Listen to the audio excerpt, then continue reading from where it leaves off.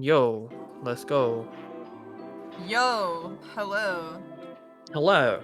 It is Michi and I, Hi. and we are.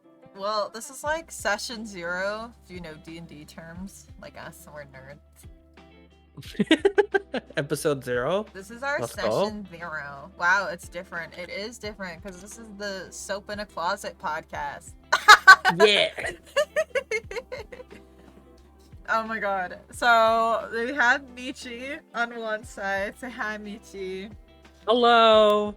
My name is AsamichiiArt. You can call me Asami and or Michi. Either way is fine. Hi. I was trying so hard, Miko, to get people to. So, if you didn't know, chat, I originally was trying to start up a podcast, but every time I asked somebody whether or not they would be able to join me for the day, they went, "Yeah, totally," and then last minute, "Oh, just kidding, I can't." And I was like, ugh. And that happened to me 4 fucking times. So I like kind of gave up. Miko is the consistent one, though. Thank you, Miko. I mean, to be fair, like when was this? Like a couple weeks ago. I think I was just on your stream. Not even, yeah, a couple weeks ago I was on your stream and we were just chatting about ghosts and a bunch of other things. And then you were like, "Yeah, we should make a podcast." I was like, "I'm down." It was for the And then hee hee ha ha, so then it became serious.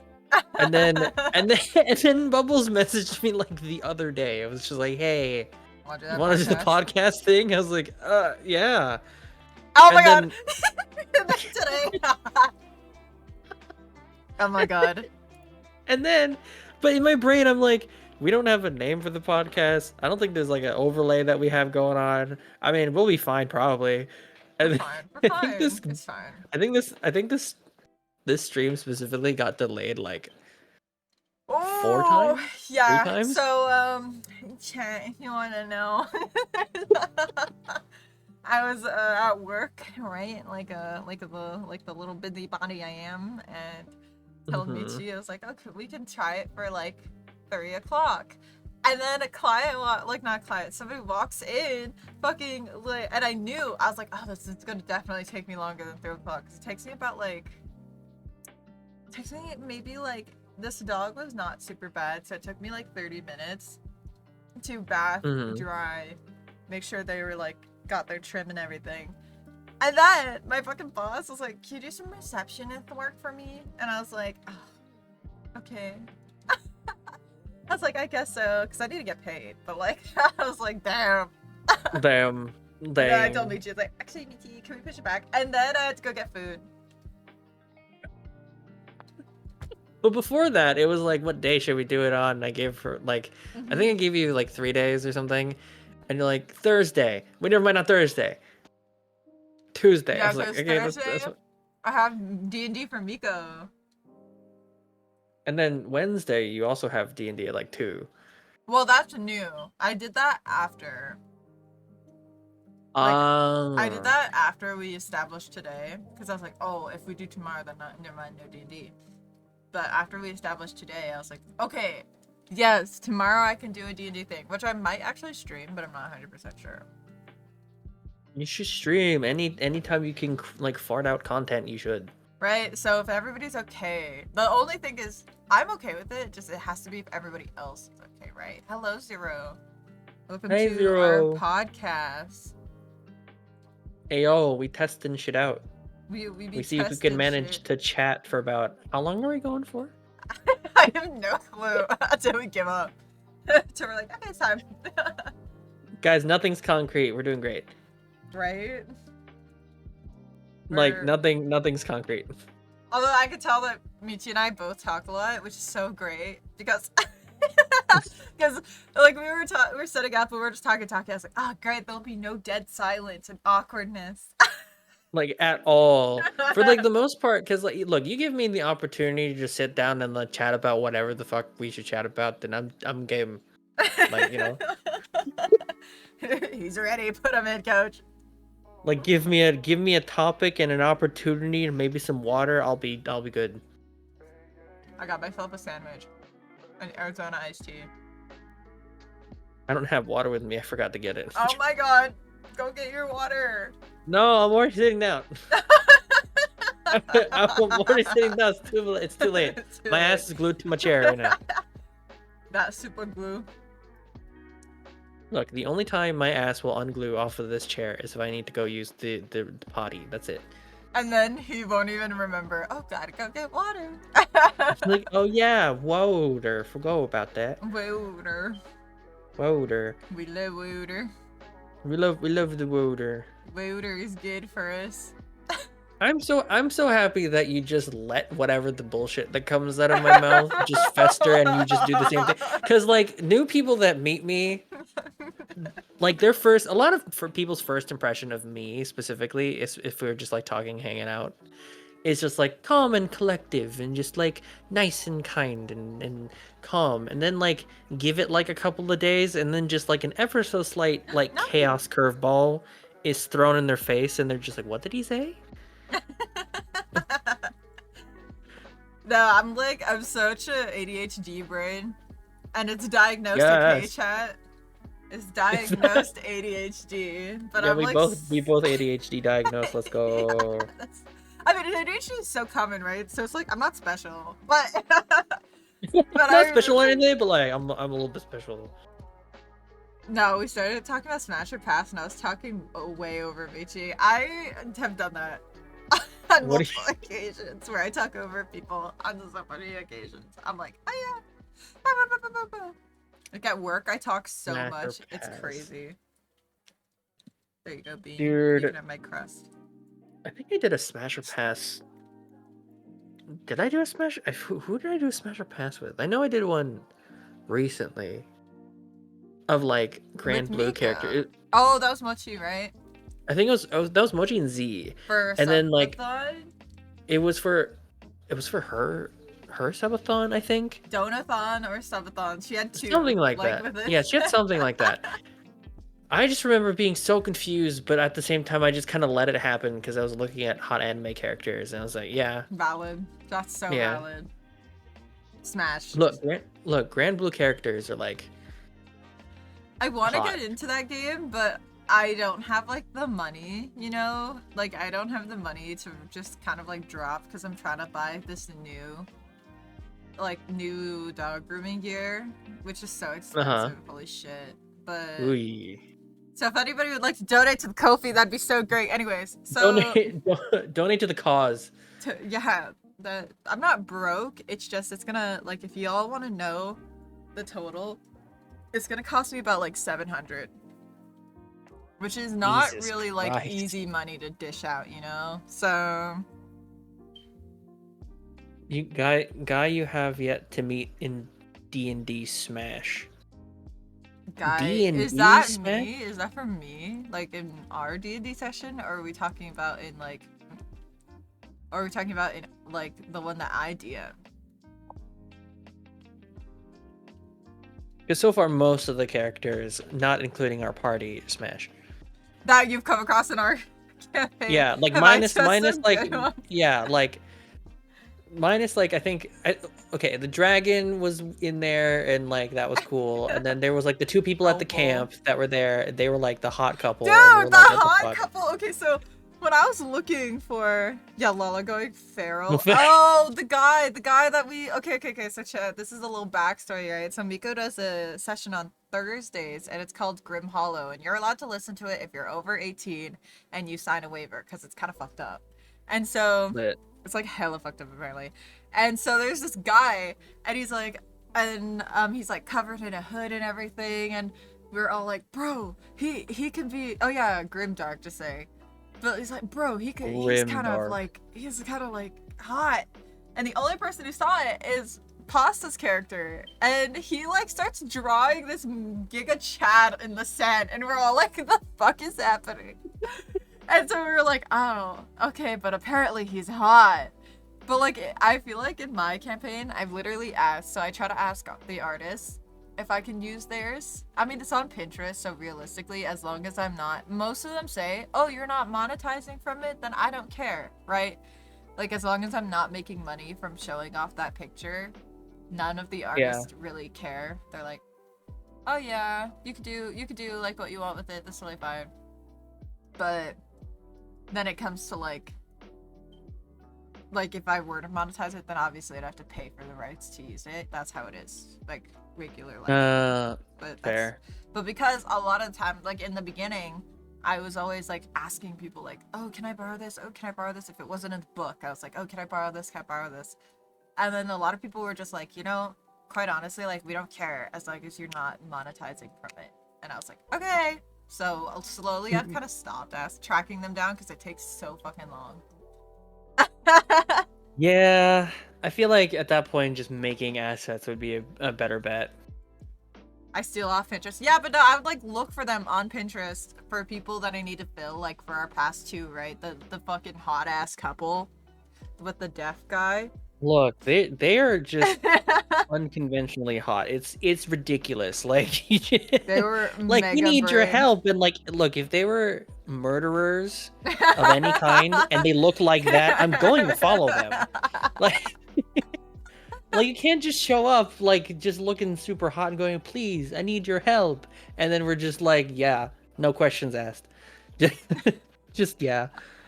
Oh my god, no, because I was like, when I was looking for them, I didn't want a super older couple. Like, I didn't want, like, I don't know. I just, in my brain, didn't, because this is some backstory. Like, they're not going to know this. I mean, they kind of already know this, but a lot of what they're getting into right now is, like, homebrew content. It is fucking homebrewed. So this is obviously stuff that I cannot find in books, because that's, like, scouring around for, like, whatever. So I have to like find material, and I go and I'm looking. I was like, I don't really want an older couple. I want a younger couple. Like I feel like if it was an older couple, they might kill him. So They might kill them. so I literally told Yosemi, I was like, Yosemi, like help me decide on who to choose for this couple that they're gonna come across that they already did, and he was like, these two. So I was like, okay. Mind you, it's like Vero is hot, but Vero's not my type.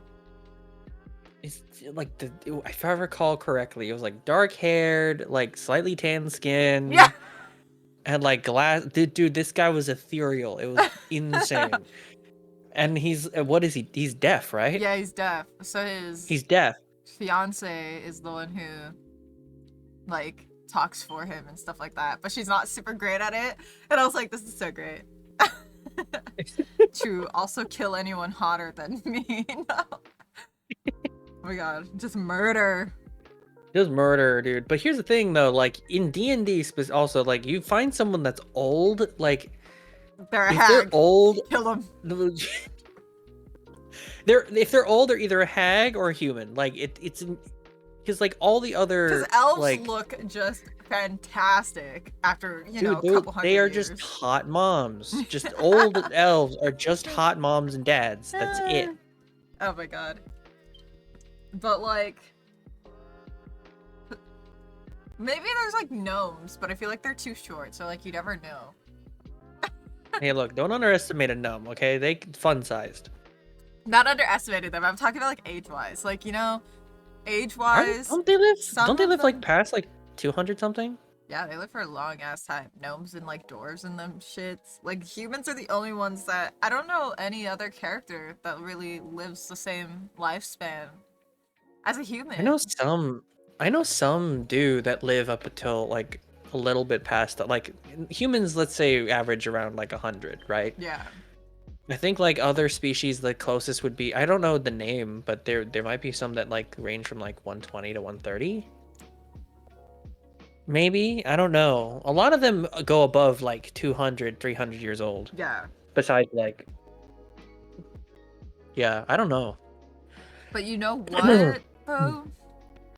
I was gonna make a character, so for Miko's Grim Hollow one, I was gonna make a character that was an old grandma rogue. Because everybody makes these rogues that are like super emo and fucked up and shit. And I was gonna sit here and make an old grandma Grimdark. She always just tell me. I was gonna sit here and make this old grandma ass like lady whose biggest joy in the world was giving people poisoned candy and stuff. And like what the fuck? yeah, I mean it's fucked up, so I was gonna like make her a little fucked up, right? But yeah, like her biggest joy in the world is giving people candy, and everybody thought, What oh, the she's fuck kind old, of she Snow can't do White shit. villain? So I was gonna make her like I was gonna make her all like, I don't know, like a rogue and sneaky deaky and shit. So I just imagine she's like, yes, little Billy, come over here. Here's a little chamomile, little sweet sugar drop there, young lad. And then Uh, just fucking drops on the floor. no, cause I was like, wait, because everybody makes these dark ass rogues who's gone through Like trauma a and sweet hell old and shit. lady, grandma, going to like a person that they're planning on killing and just giving them a candy to Yeah, kill. that's what I was gonna do. I mean, yeah, pretty much actually. I feel like that's the same mindset though, is like the character that I have for our session, the one that you're in, the one Yeah. that you DM. Fucking just letting for reference, by the way. I was wanting to get into a campaign, and so like Bubbles just at the time, since we like just met at the time, she's like, oh, do you want to like be in my D&D campaign, like if we're doing this thing and blah blah blah. I'm like, yeah. When's your next session? Tomorrow. Well, I gave you a choice. I said, oh, you can join this session or you can join next session. I said, but a warning though, I don't know when our next session will be because of Breezy having leukemia. Yeah, Because so we like, go off of, well, okay, we don't go off of him anymore because we're not in content that relates to him too much, so it's okay if he misses it.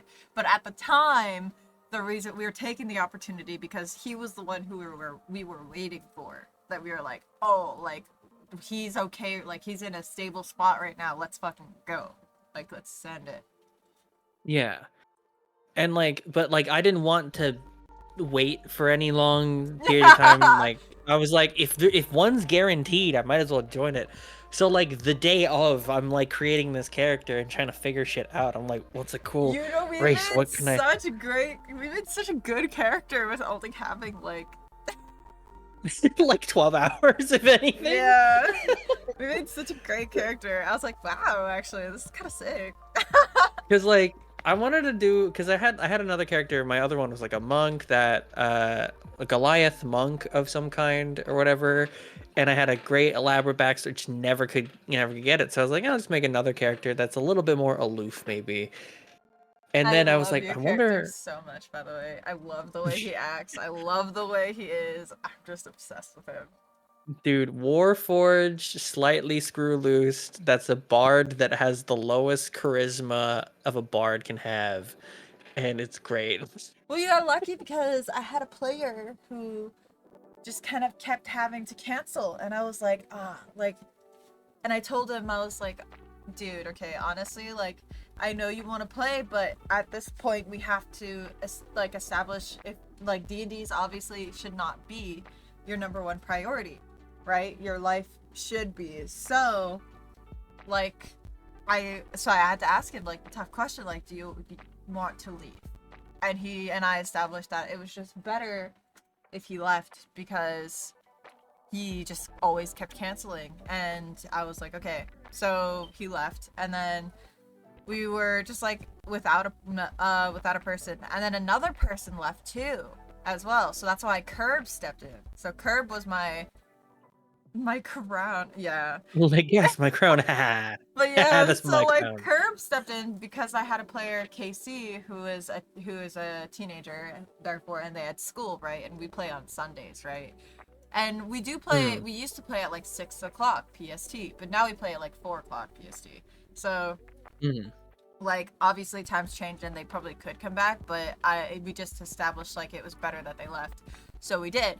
And then and so Curb came in. I was like, I like Curb, and we were like, okay, like let's make a character. And here's another one that we kind of had to brush through a little bit, like, okay. And then immediately, since that other person left, which happens all the time in D&D, this is not like it's not new. People just have a life and like come in and out, so it's okay. Yeah, I had to But leave my last one, so yeah, I got it. yeah, so I was like, okay. And then that's why I was like, okay, well, like, who's another person that's into D&D? But here's the thing, I didn't want to recycle players, and that means I didn't want too many players from other campaigns being in my campaign, because Mochi is in my campaign and in Dusty's campaign.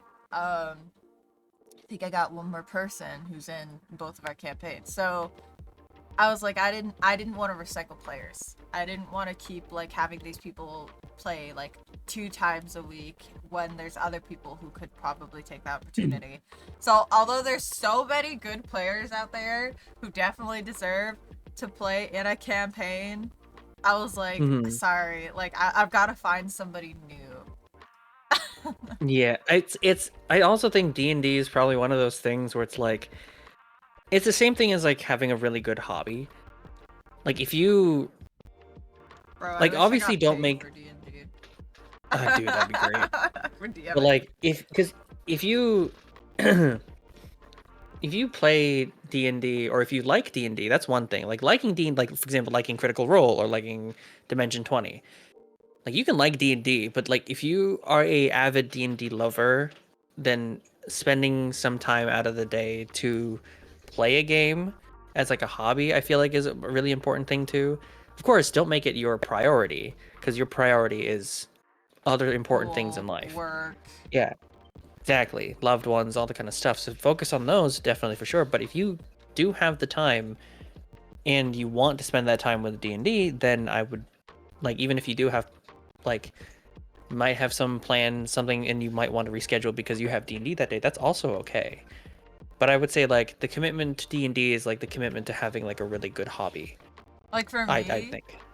luckily Miko, she doesn't start her sessions till 5 my time, which is totally fine. So I normally like I can stay after work on those Thursdays, but for me, like on Saturday, Sundays, because that's when I am a DM and a player, right? I do not work those evenings. Even though my job has insisted and wanted me to so badly, I just tell them, I'm like, I'm not working those evenings. I'm sorry. Like, I want to. Like, I work so much, I need to have something that is like an outlet, and that is D&D for me. And that's why D&D for me is a little bit more of a priority than it probably is for other people, and that is totally okay. Like, it's not. I don't resent anybody for not liking D&D as much as me. That's kind of like, Yeah, no, and that makes sense because like even for me, like I do stream and it's something that I look forward to every other day when I do stream. But like having something concrete every week for me, having to looking forward to something for the next week, being excited for something for it's like an episode of a TV series that you really like or an anime or whatever. oh So my like, but this god, time you Zero? get to be a part of it. Would you like to What? be in a D&D session tomorrow? Not totally out of left field, by the way. Would you? You don't have to make a player sheet, actually. I got you. I busted out my dog grooming scissors and Bean ran away from me so fast. If That's you are funny. free tomorrow at 2 o'clock PST, I would be glad to DM for you. And you will take my Let's last go. slot, unless Michi all of a sudden decides, no, fuck you, I'm leaving. Then, fine, dude. Look, I have the errands to run. I can start earlier so that I can make it. If I can't, then I'll message you beforehand. That's what I told him. I was like, Michi, I don't want to be stuck here trying to figure out what to do. Look, I want to because I've been D&D starved for the past couple That's what I'm weeks, saying. okay? I was like, that's why I put out the announcement if people wanted to, but specifically I chose Atofane and which is Dustin's campaign. We have 3 campaigns going right now in this little server that we own. Chat. Mhm. So Mhm. I was like, oh, okay, like let me invite those people first, right? Because I didn't want, because they're the ones who haven't been playing for a while, and Atofane won't be playing because Dustin's traveling to Alaska. So I was like, oh, let me like ask them. So I started out with them first, and then I branched out to other people first. So I think in my one shot would probably be you, Lala, Miko, I guess Zero, and J-Chum. Cool. And that will be my 5. I like 6, but I'm not gonna push it. Like I'm still this close to just creating a homebrew one shot because I'm just so desperate to play more. Bro, you should. You should. And then you can It's offer it so up. it's because I was thinking about it, right? I was like, what kind of one? Because for me, I prefer the style of Call of Cthulhu than over D&D Mhm. a little bit more. So like in my head, I'm like, I wonder what story I would kind of brew up for like a short one. But then like the more that I thought about it, the longer the campaign would be. Like as in like from 1 hour to like 2 to 3 to maybe 4. So like I would have to ask a person to be like available for 5 hours of in a day. You know what I mean? Yeah, that's how D&D is. I'm like, dude, y'all are committing at least 4 hours to me. Therefore, y'all should be dedicated. Okay? Exactly. Okay. And I think for me, it's just easier to do homebrew just because I feel like I have a little bit more free range to do things if it's homebrew. I like homebrew. I'm learning that I like what I've got going on, which is the mix of homebrew and a book. Mm-hmm.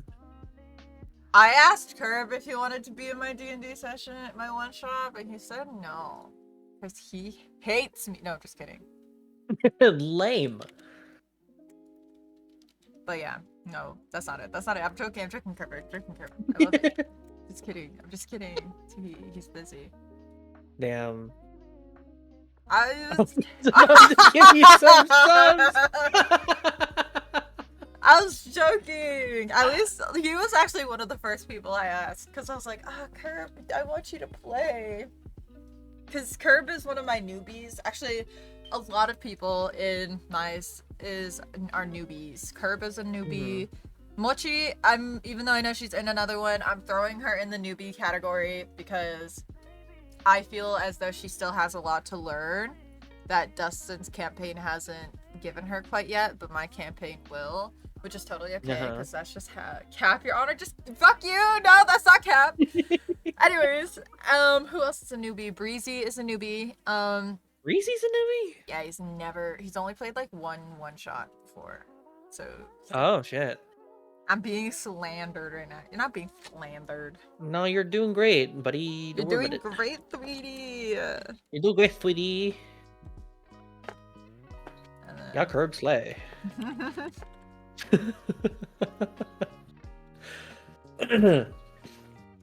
But yeah, I think like they're all my newbies.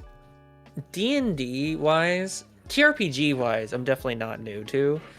I think D&D wise, I think I'm just a little bit on the newer end of it. You know what? But, like, Asami stream. I asked him if he wanted to stream today, but he was like, nah, so I could donate subs to you. Here's the thing, because like if it's a podcast, I feel like one person's to stream, not two. That's why, I mean, I'm just gonna post it on YouTube later. Yeah, so it's fine. Welcome to the soapbox. You mean soap in a closet? Yeah, and we're in a soapbox. We're in a soapbox. You guys, we're in a box in a closet, Garrick. How much more protection do you need? Oh my god. Oh wait. Wait. Anyways. Yeah. So, but I was thinking because like I do love you. You know I love you a lot. Do you set up characters for one shots to have already built in stuff? Because you said that we didn't need a character sheet, right? Normally, I would do a session beforehand, or I would start a few hours earlier so we can build characters.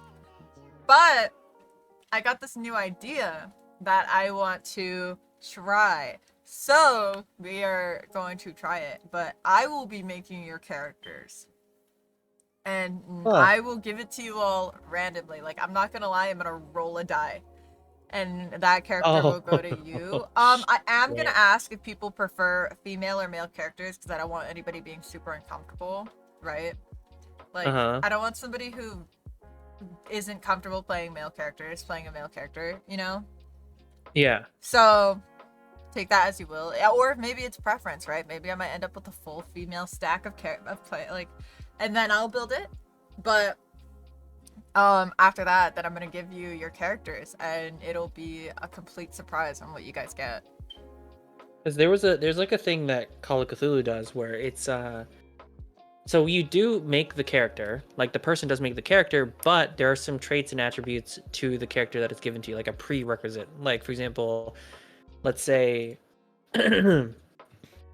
like there's like a setting and you need three players, right? Yeah. One of the player is like a scientist, the other one's a nerd, and the third person is an outsider. So those are the attributes that are given to the players, and then based off of that, then they roll and then create a character and do what they can. Yeah. Like I kind of liked that aspect of. I don't know if D&D does that, if they do that with one shots or whatnot, but that sounds like I like that kind of rule set for Call of Cthulhu, because a lot of the ones that I know for Call of Cthulhu are one shots, and there's like difficulty levels and survival rates and stuff like that for that when you create like a character sheet. And sometimes like the slight backstory or the slight background that you give to the character could be very vague, so that they can build off of that if they want to, or they'll realize what that backstory is within the story that they're gonna get. It's complicated, but it works. But figure it out. We'll figure it out. It's fine. I'm your favorite player. I love all of you equally. I torment all of you equally. Now, Curb's got some cool shit that we figured out, actually. Oh yeah. Yeah, Of that. course you can't tell me, but like yeah. No, because you're sorry, but you know. Anyways, but Yeah, because they're not when that special compared to Curb. I get it. but when the time comes and Curb chooses to reveals it, when the time comes and Curb chooses to reveal it, then y'all will know and see how equally cool it is. Because I thought it was really fucking cool. Nah, because I'm the most chaos. She's gonna kill me. Realistically, in my one shots, I try to kill everybody. Actually, you think I'm joking, but I'm not. I normally am like, ah, yeah, let's murder everyone. Dude, that's fucked. Yeah, no, I know it's not great, but I like it. I'm like, okay. I mean, I get it. I get why you would do that, because at that point, it's a one shot. You're gonna use the one character. You're probably not gonna use the same character again. So try to kill them as much as you can compared to D&D, where you kind of want them to survive almost, but not really.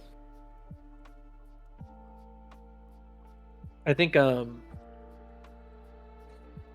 yeah, because if I don't know, I wanna do a one shot, but I'm trying to figure out what kind or how I would go about doing this one shot completely homebrewed. Sorry, I'm like also writing this because I forgot I needed to do that, and then we started talking about DD, and I was like, oh yeah, let me do that really quick. Yo, she's slacking while we podcasting. Yeah, yeah. Damn. No, I'm just It's kidding. episode 0. It's fine. No, because I like started setting all this up. I was like, oh shit, I forgot. Because I gotta ask people whether or not they're okay with streaming, and I've gotta ask people if they're okay with like what they prefer. So I was like, wait, let me quickly do that really quick. So it's not like 12 o'clock in the morning, and I'm quickly making all of these D&D characters. I thought it was funny. Plenty of time. Sorry, I thought it was funny how fast, because my character's name is Linus, to viewers, but like how fast everyone was just like, yeah, no, we trust Linus enough. I was like, I haven't done anything yet. Oh, these characters, it's so funny because if this was reality, right? We all weren't friends, and we all, like, you all weren't, right? Like, you actually would not trust these people. Like, if you were in this type of situation and you, like, had to be thrown together, like, realistically thinking, you would not instantly trust them. Yeah, I mean, if you came across a Warforged that was a bard that kind of had a screw loose, You'd be like, what the fuck is wrong with you? I mean, like, Hello, personally Maddie. speaking, Personally speaking, I'd be a little off, I'd be but I'd be like, like, I'd warm up to him eventually. yeah, but like nobody trusts anybody off the bat, like realistically, right? So in D&D, it's hard to do that because y'all are already friends outside of it. So it's like, but the best person who does a really good job at it, I believe, is Miko. Mind you, she has a lot of like D&D experience, so I know why. Because Yeah, because Miko doesn't, or I guess Miko's character doesn't 100% trust me at all, right? no, she didn't trust anybody. Like she deadass said Yeah. that last session. She's like, I don't trust any of you bitches. I was like, boom. I was like, damn, that's some good that's some good character. I like it. I like it. Pakato. I like it. But Linus doesn't give a fuck about any, like, he's just kind of there. I think you play your character very well, because Linus, I feel like, is that kind of dude who, like, maybe he doesn't, like, trust him, but he's like, oh yeah, like, hi, like, yeah, let's just do this. Like, yeah, totally. We got this, let's go. Because he's basically programmed to help people, period. So it's not a matter of a trust thing, it's just like a instinct thing. Yeah. And then, like, the Breezy, like, don't trust nobody. I'm like,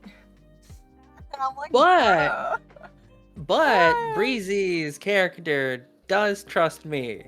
Yeah. So I'm like, okay. Like, we're like, everybody will eventually get on the same page. Yeah. Eventually. How you do? How you be? How you be, Maddie? How you be, Maddie? You guys broke my villa. Look, okay. We literally talked about this. This is a conversation. We were gonna fix it. You still have the broken pieces. Eventually, we just haven't gone around to it because we haven't had a session in a long time. All right. I can mend things relatively well. Hey, Arthur! Yo, what's up? Hello, thank you so much for the follow. My name is Bubble, aka All Bubbles Pop, and I am currently here with Asamichi. And we're talking welcome to our little podcast called the Soap in a Closet podcast, where we're in our little soapbox. It's a little bit of a test run going on right now, but we're managing. Yeah, and we're talking about D&D. So if you're a D&D fan or a D&D nerd, sponsored by D&D Beyond. No, I'm kidding. I wish. That would be great. I want to be sponsored by D&D Beyond. What the fuck? I might be added to D&D session out of spite. If you want to play D&D, I have a D&D server that I will drop the link for all of you. I will put everyone on a list if they want to play a D&D or a TRPG campaign one shot. I am... Yeah, Arthur's a gigantic D&D nerd. Oh my god, wait. Actually, though, if you want a DM, we're looking for DMs. Arthur's in my server, so if you want, you could... Yeah, we are. You could, like... If you would like to join the Discord link that I just sent you, Michi is in it. That's the one that I run with... I am the forever DM. I am also the forever DM, so this is why we're... Hey, Octo! Normally, okay, so how I do my D&D for players is I do it like this. I do time. So I set the time first, and then I offer it out to new people and DMs first. That is who I offer out my campaigns to first. That's a good way to, yeah. Because offer them to DMs, man. Yeah, because then I know the struggle. I literally have a one-shot going on. I can accept one more person, and then I'll make it 6, and then I'll make it so even and nice and rounded. So I have a one-shot going on tomorrow, though. I don't know, the chaos in me likes the odd numbers. In case the team splits or whatever. That's what I'm saying. If they split, it's so nice when they go off in pairs. But fucking Asami over here, like, no, suffer, you lonely motherfucker. I would throw them in a dungeon, and then they would have to split accidentally, and it would be a party of 2 and a party of 1. And I'd be like, this is where I wreak havoc. Oh, I should mention just a warning for those who are choosing to join the Sassy Sunflower Tavern. Yes, that is the name. We love it. We're here for it. That name is all Dustin. Atofane, you can see and Witchlight, which is mine, which is the one that Michi is in. So if you'd like to listen into any of those, you are free to. The only rule is you are not allowed to talk while the session is going on, but while there's breaks and everything, feel free. Um, and then Grimdark, which is the one that Miko is in charge of, is not open to the public. You have to request to join in, and you have to be over 18 and sign a consent form, because Grimdark is based off of the Grimm brothers story tales, and if you've never read those, they're pretty fucked up. Like, they have like a lot of Wait, the fucked original up shit. Grimm, Yeah, the the Grimm brothers? original Grimm brothers. No shot. It is Really? insane. Yeah. So that's the reason why that one is by request only. If you would like to listen in, I can totally let Miko know, and you can listen in. It's on Thursdays. Yeah. If you'd like to listen to any of the other ones, you don't need to sign it. But Grimdark, because of how fucked up it is, you need to have you need What to is it, like sign a consent form. The origins of the name of Cinderella. Do you Oh know my what that god, is? yeah. Freaking like her name, dude. That was. Would you like to say it, Oh, but like but like not in a fucked up way? none of. From what I remember, this is from what I remember. I I DM'd forgot once if from she. Maru. Wait, all of you people, I need to follow you. Sorry, Yeah, no. Octo and Maru are I was my already besties. following Octo. Okay, but I wasn't following Arthur. Okay, I know I'm following Maddie. Okay, I'm making my way. But yeah, if any of Make y'all them want walk to up play past. D&D, there you go. And I'm accepting one more slot for a one-shot tomorrow, and if you at 2 o'clock. Yeah, Octo is Morg. Sorry. Oh god, I was talking about how you're doing the okay, wait, yeah. Anyways. Continue. What is it like? Like her name is Ella. Originally, the story is that her name is Ella, and the reason why the cinder part comes in is because it's like it's the ash or soot from like The chimneys and stuff. the chimney or something like that, right? So her name became Cinderella. Like, that's some fucking insane story. Yeah, and then like her stepsisters would always like bully the fuck out of her and be like, oh yeah, and like put it in her eyes and stuff. I was like, whoa. Yeah, it's Actually, some gruesome shit, dude. I based my character in the Grimdark, there we go, campaign. I based that one based off of Cinderella story, and I made my character. You wanna know what I made my character? Wait, what? I made my character a mouse, and she talks all country like, and she fights. She's a rogue, and she fights with sewing needles. And you based that off of Cinderella? Yeah, because you know how Cinderella has the mice that like help her out and everything. Oh, I would have never guessed that. The big brain in my brainicle. I would have never guessed that. But yeah, that's what I took a page out of, a little tear out of the book of Cinderella, because I was like, well, we didn't have to base it off of anything. Like, that wasn't a must, but I kind of wanted to. And I was choosing between Little Red Riding Hood and Cinderella, but I kind of really wanted to play this mouse-like character. And I don't know why I gave her a country accent, I just did. I feel like if I were to play Cinderella or like have a character based off, I feel like this would be cliche though, but like have her be like some kind of mage of some kind that only manipulates fire. Country, Specifically for funny. like she has like a bag of soot in her, and then that's how she conjures fire. Is that from would like be pretty. cinder. That's pretty smart. I was thinking of like something else, but like I didn't want to be too. I don't know. I didn't want to be too like on the nose based off of the story, so I just needed to like, it was only like I could take inspiration from the story, but I didn't want to like base it off the story. So I was like, okay, like we'll do the country mouse with the sewing needles and the rogue and all that shit. Be pretty cool though, like because you could also do like she could also have like a bag of like if you were to also like but like have it as a character have like a bag of sand and then from that she can burn the sand into glass. That would be so cool, actually. And then, like, oh my god, wait, that would be actually insane. Oh, but I So don't she can know. make a lot of stuff from glass because the whole glass shoe thing. Have beans. Huh?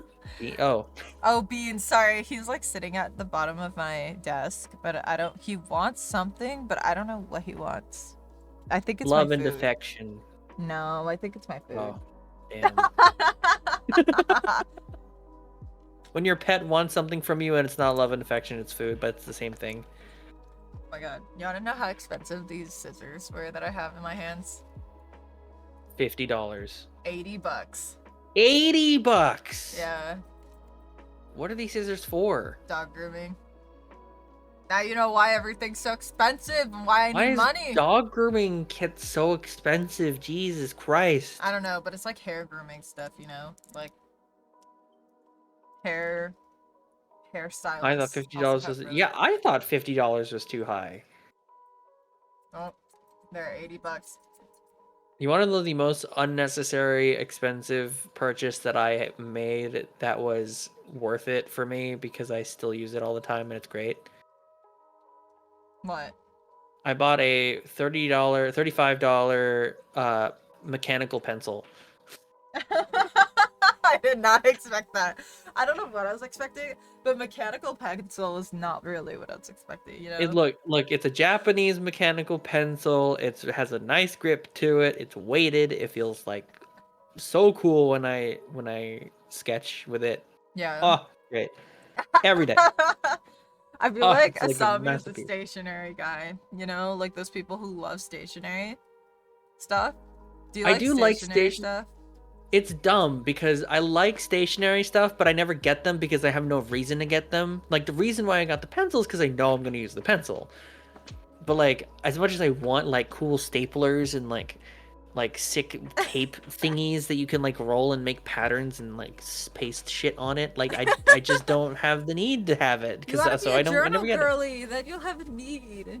Look, as much as I want to be a journal girly, I can't do journaling period because I'm too lazy to. I have other shit I gotta work on. We literally I can't had make this another conversation project right now. earlier of how Asami can't post stuff on not Twitter, on YouTube and TikTok because he would like to edit it. And I'm like, and I'm sitting here like, nah, I just like full on just send it. Look, as much as I want to be committed 100% to being a content creator whilst having a job, shit's rough, yo. Because like I can't be equal parts a YouTube, TikTok, Twitch creator while also doing freelance artwork on the daily, and then also have a part-time job. It's just too much. I can't do it I felt because that. like I want to be able to like edit If you videos. I believe can. you can, you will. That gave Curb, me a... Curb, I dare you to do all of this in 2 weeks span nonstop. Oh my god. Curb, I feel like, because Curb works full-time, right? Plus he's in Yeah. the military. I'm like, bro's already kind of stacked. Like with this Yeah, I know. stuff, He's right? already stacked. Uh, So do all that on top of what you're currently doing. I work full-time and I went to school full-time. Yeah. Curb is crazy. Yeah, I went to school full time and like and work part time. I refuse to go to school full-time. I was like, this is so dumb, so I quit school. I'm on that bridge. I'm on that bridge of, oh, I want to quit. But I'm just sticking it out because I have next semester. I get a break. Do people want to see a bachelor's degree in art or do they want to see anime titties? I go for anime titties. Anime titties. Anime titties, my dude. Titties. Dude, them tatas, those double C's. Let's go. We love it. We love it. Now Michi has to make now that all of his friends have joined the Sassy Sunflower, now he has to DM a campaign. Look, I I don't know if I can do a full-on campaign, but if I have a section just specifically for like Asami one-shots, then I'm there. But he likes the Call of Cthulhu kind of style, not the D&D style. I do like D&D style. It's just like with D&D, it tends to be a little bit more complicated in my head. Really? You think it's so complicated? So the reason why I like Call of Cthulhu, especially the one shots, at least the ones that I've seen. So this is based off of the knowledge that I have of Call of Cthulhu. So if I'm wrong or if there's other parts of it that I'm not aware of, then that's just on me. But for example, like if you play a D&D campaign, and let's say it's like a full one where you go in every week. Like each character eventually goes from like level 1 to level however the amount of magic, let's say, that they have increases, the amount of spells that they have increases, and then everything in the inventory increases. But then all the rolls and everything that they do is based off of like a specific checks, and it's a lot of like intertwined things. Yeah. Call of Cthulhu is very straightforward in my opinion, especially because a lot of the ones that I know are one shots, the longest being like 5 hours. But it's always based on your stats that you have, based off of the skills that you have, and you only roll stats or skills. And then whatever's in your inventory, you usually don't have anything in your inventory in the beginning, and then you get a very finite amount of it through the game that you're in. And then you use them at the opportune time whenever it comes up, because it's very like a specific scenario at a specific location kind of a thing.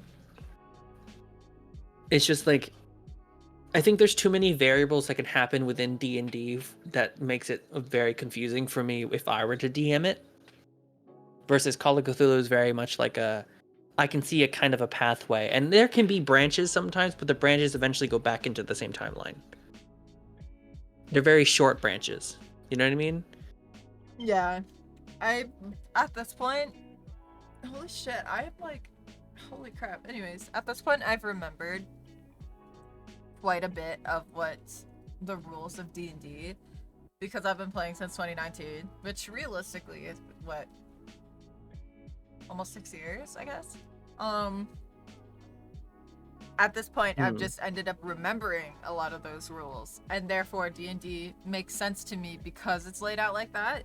But I see what you're talking about, because I feel like for people who are newer to D&D, I'm not saying like basically people who haven't DM'd.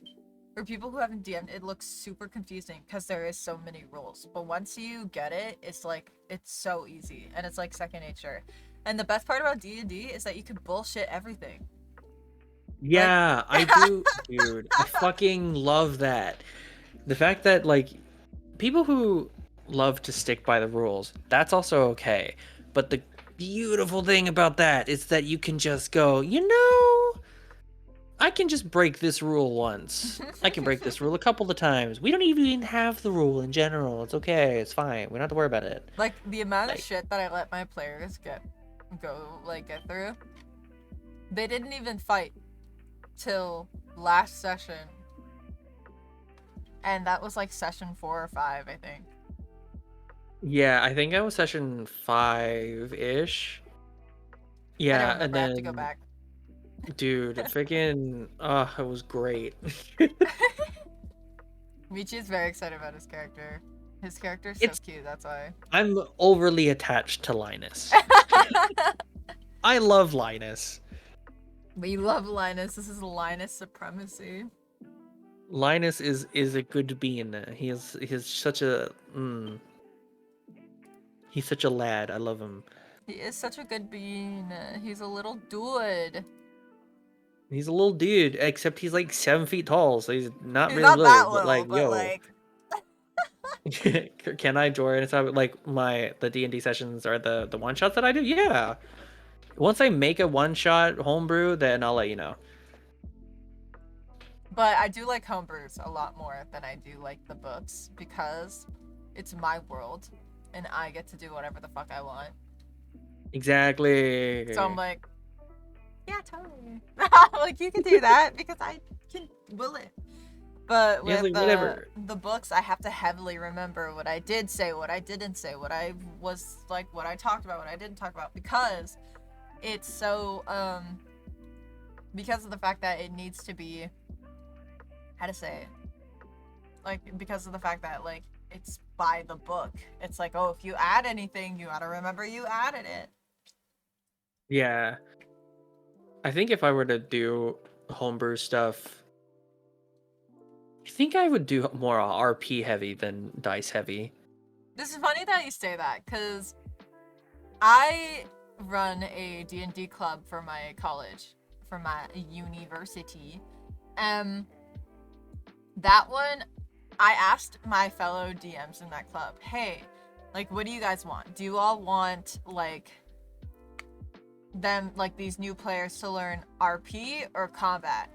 And they said combat, because combat can be so long and tedious. They were like, we want all these people to start learning combat, because roleplay, believe it or not, depending on the person, but in D&D terms, it's a lot easier than combat, because Oh combat, yeah. every person can do totally different things, and it's like, oh fuck, now we gotta talk to everybody and let them figure out how it goes on, right? But roleplay, it's basically like, as soon as you're kind of comfortable with your character, then you can continue forward and be like, okay, like, hey, yo, like, I wanna, you know, like, hey, I wanna, like, roleplay with you. Like, what was it? Hello, Kuro. Akuro. After our session, Michi and Miko were like, yo, I want to talk to these two people, right? And I was like, time to like, I was like, okay. Now, and then it was all role play.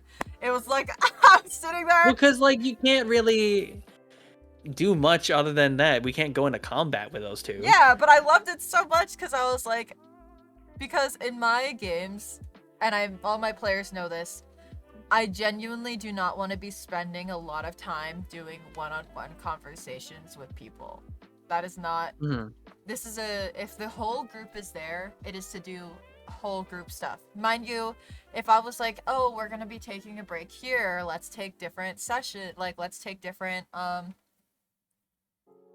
let's take different moments to, you know, like there's those moments where you just have to do those one-on-one things, and that's totally fine. Yeah. But if you have a full separate thing that you want to talk to somebody about that you know you can do like after or maybe on the side, then I Mhm. heavily encourage my players to do that, because I do not want to be spending probably 30 minutes to like an hour and a half listening to these two people talk, because, you know, even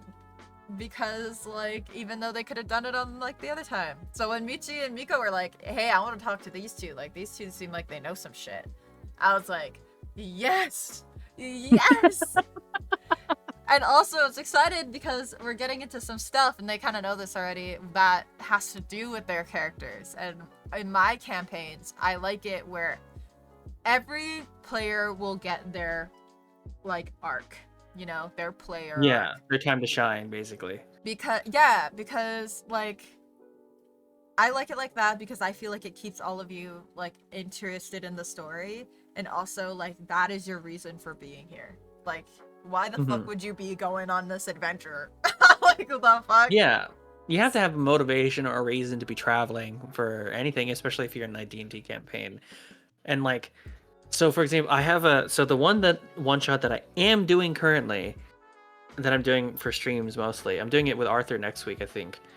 We switch it Damn. from next week, but it's the short one. It's the 1 hour one where it's just a one-on-one and all that kind of stuff. That one specifically is like heavy role play, only because the contents of that specific thing kind of dig deep into like a person's like uh like morals almost.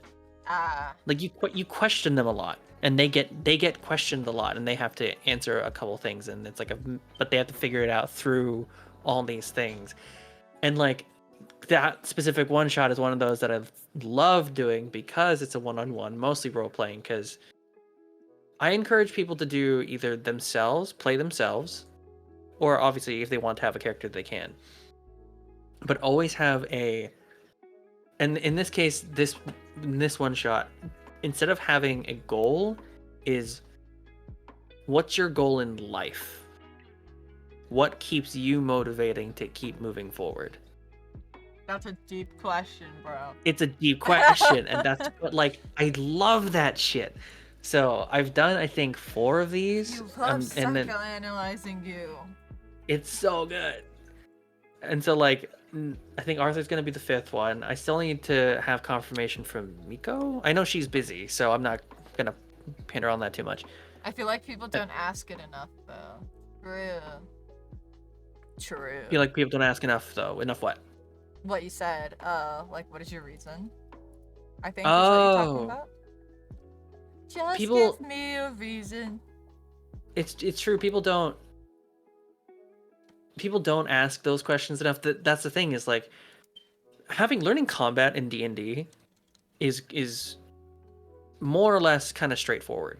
There's an enemy over there. You have a set of attacks and everything, and then you can just fight and do cool shit with the amount of spell slots or amount of anything that you have based on your turn, right? But then I feel like the people that like that better aren't connected with their character role-playing wise.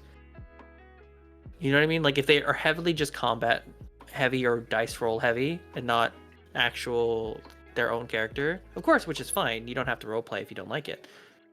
But I think the whole other aspect is the balance of those two, is being able to roleplay a character.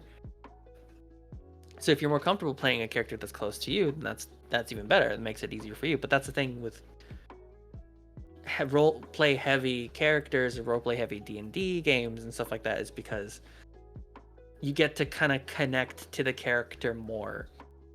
You get to have more of a human-esque aspect to it, or something like that. Like in D&D, I always ask why your character would go on an adventure to begin with, and people tell me they didn't think about it. That's why I chose the hook I chose for my campaign, which is all of you had lost something and you are on searching to find it. Because we have so many new people, they are not gonna think stuff like that. Like, in mine for yours, it is survival. That is like why my character is on this adventure. Like, she's trying her best to survive. Mm-hmm. But for y'all's, you have these new people, like Mochi, Breezy, all of these new people that I know need a little more help with. Mm-hmm. Oh, why would you go on this adventure? Oh, cause I was told to. Like, nah, bitch, that's not why. We're not doing it because of that. You're going on this adventure because you lost something, and now you need to go and find it.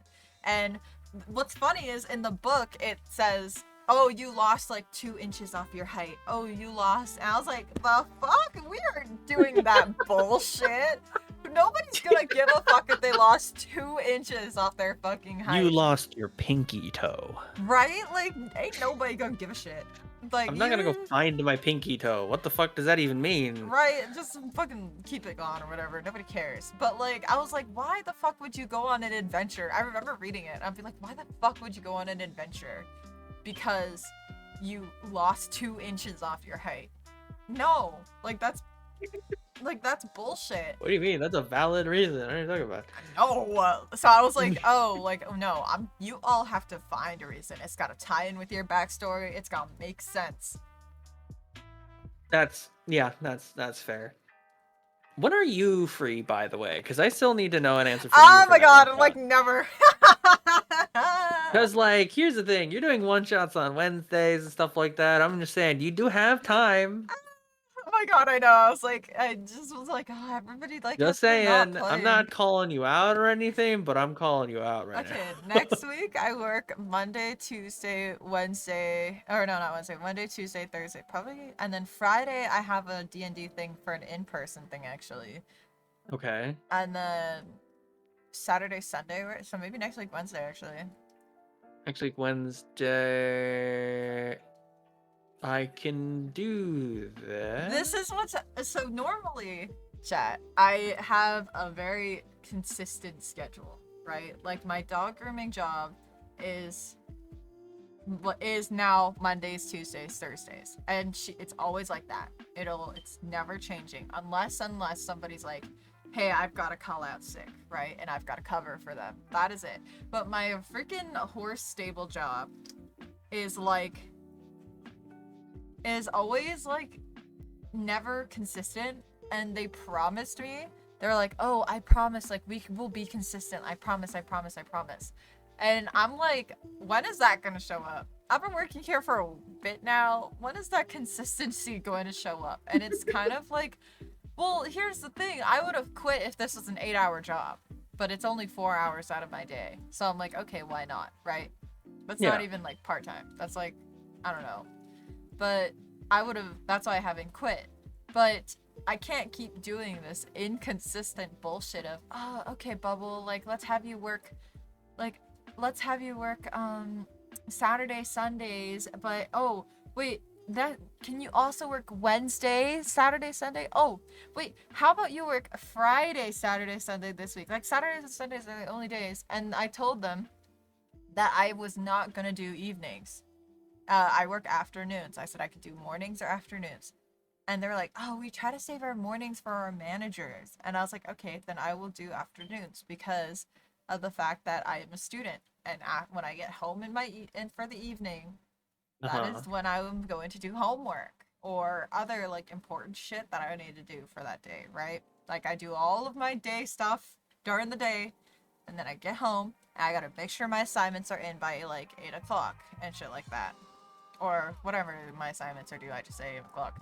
11:59.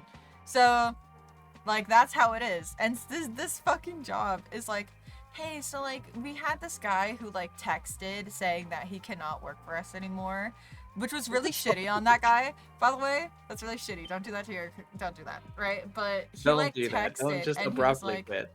and he was like, I'm never coming back. And I was like, what? And this sucked because I really liked this dude, right? Like, I had no issues with him. But, yeah, so anyways, I was like, okay, well, that's rough. And so then ever since then, like, my schedule has been, like, nonstop inconsistent. And I was like, I need to at least have 2 days off. If not, I'm literally quitting this job. I cannot do this. I was like, I cannot Yeah, 2 do days this. off is at least a good one, especially if you're juggling another one. Right? So I was telling them, like, I can do a double. Like, if you want to put me on morning and then afternoon, I could do that. And they're like, no, we're really trying to save. And this is really shitty, and I feel kind of shitty for saying this, but it seems like my job genuinely does not want, like, they do not want to do like this evenings, because it's from 6 p.m. to like sometimes 10 p.m. right? No, bullshit. Yeah. So, but here's the thing, the managers don't do it.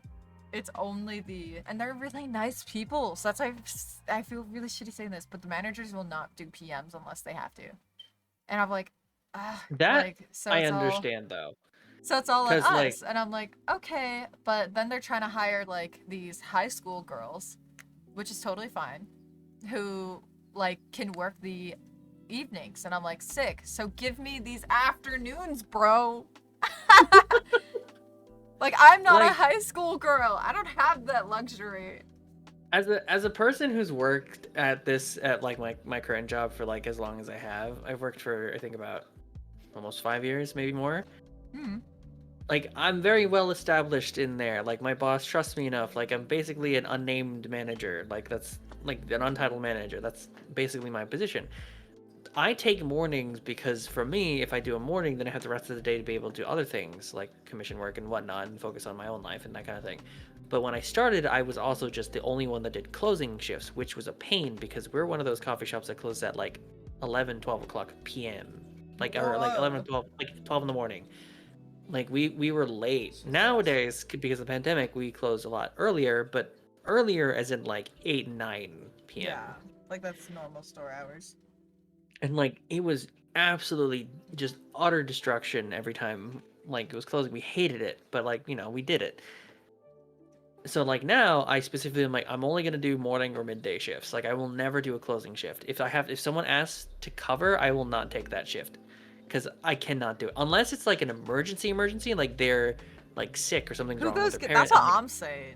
I mean, I'm sure like, there's those late night people. Who goes to coffee shop. Here's surprising amount of people, and then people that go to the coffee shops in the morning, specifically, are like 80-year-old men that need a coffee fix in the morning, and then people that are like bus drivers, and then just people that work early in the morning, anywhere from like midday until like so basically like noon to 6 are like students, maybe some parents that come in every so often, and then anywhere from 6 after are people that are about to go to a bar so that they can at least be somewhat They not get as caught.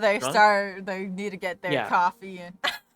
get their coffee in first and then they get their alcohol, or the people that come in after they get the alcohol that want the coffee so that they can sober up.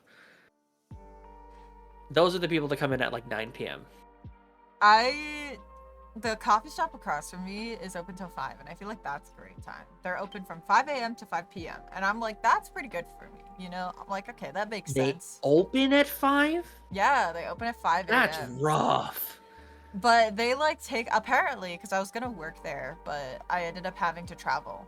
So I was gonna work there, and they're like talking to me about it, and like in their interview, they really wanted me, but I told them like, I'm so sorry, I just got news that I'm gonna leave, but I still am friends with them because they're literally right across the street from my house. So, Yeah. Yeah, I know, Miko, because you're addicted.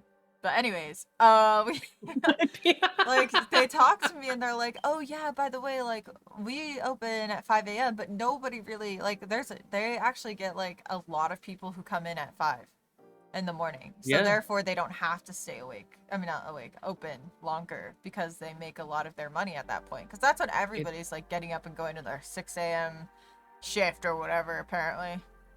That sounds like a nightmare though, because like, That would because be a we nightmare. open, we open at 6:30, but like to have a consistent open where you don't have to rush or do anything, that because you make the coffees in the morning, you pre-prep a lot of other things, you have to like put down the chairs and tables and everything.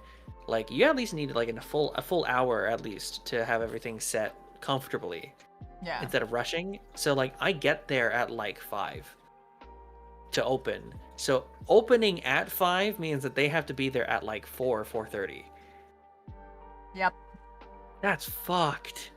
That's like not as bad because my other job, right? So before, the reason why I have dog grooming experience, which is why my current job wanted me. I was a dog groomer slash like doggy daycare attendant person. And I started off wanting to only do dog daycare, right? Because I was like, that'll be a nice, easy job, and it'll be like consistent with my work schedule. And they opened at 4 in the morning.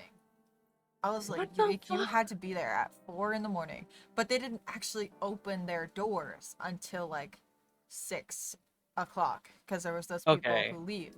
But I had to be there at 4 o'clock, and mind you, if everybody had done their job for nighttime, like for the people who were closing, it would have been fine. Like genuinely, you didn't have to be there. And this is because cages are cleaned, like the pen areas are clean. Mind you, this may sound really shitty of me, but I do not suggest that you take your dogs to dog daycares. I do not suggest you do that whatsoever. Wait, why? So the amount of fights that I've seen, the amount of times like my dog has been put into a fight because he used to come with me, because that's one of the biggest reasons why I wanted to work there, was because I was at the time I wasn't I was in the middle of, I was in my senior year. I was still in Hawaii, but I was still in school in Hawaii, but I had finished all my classes early.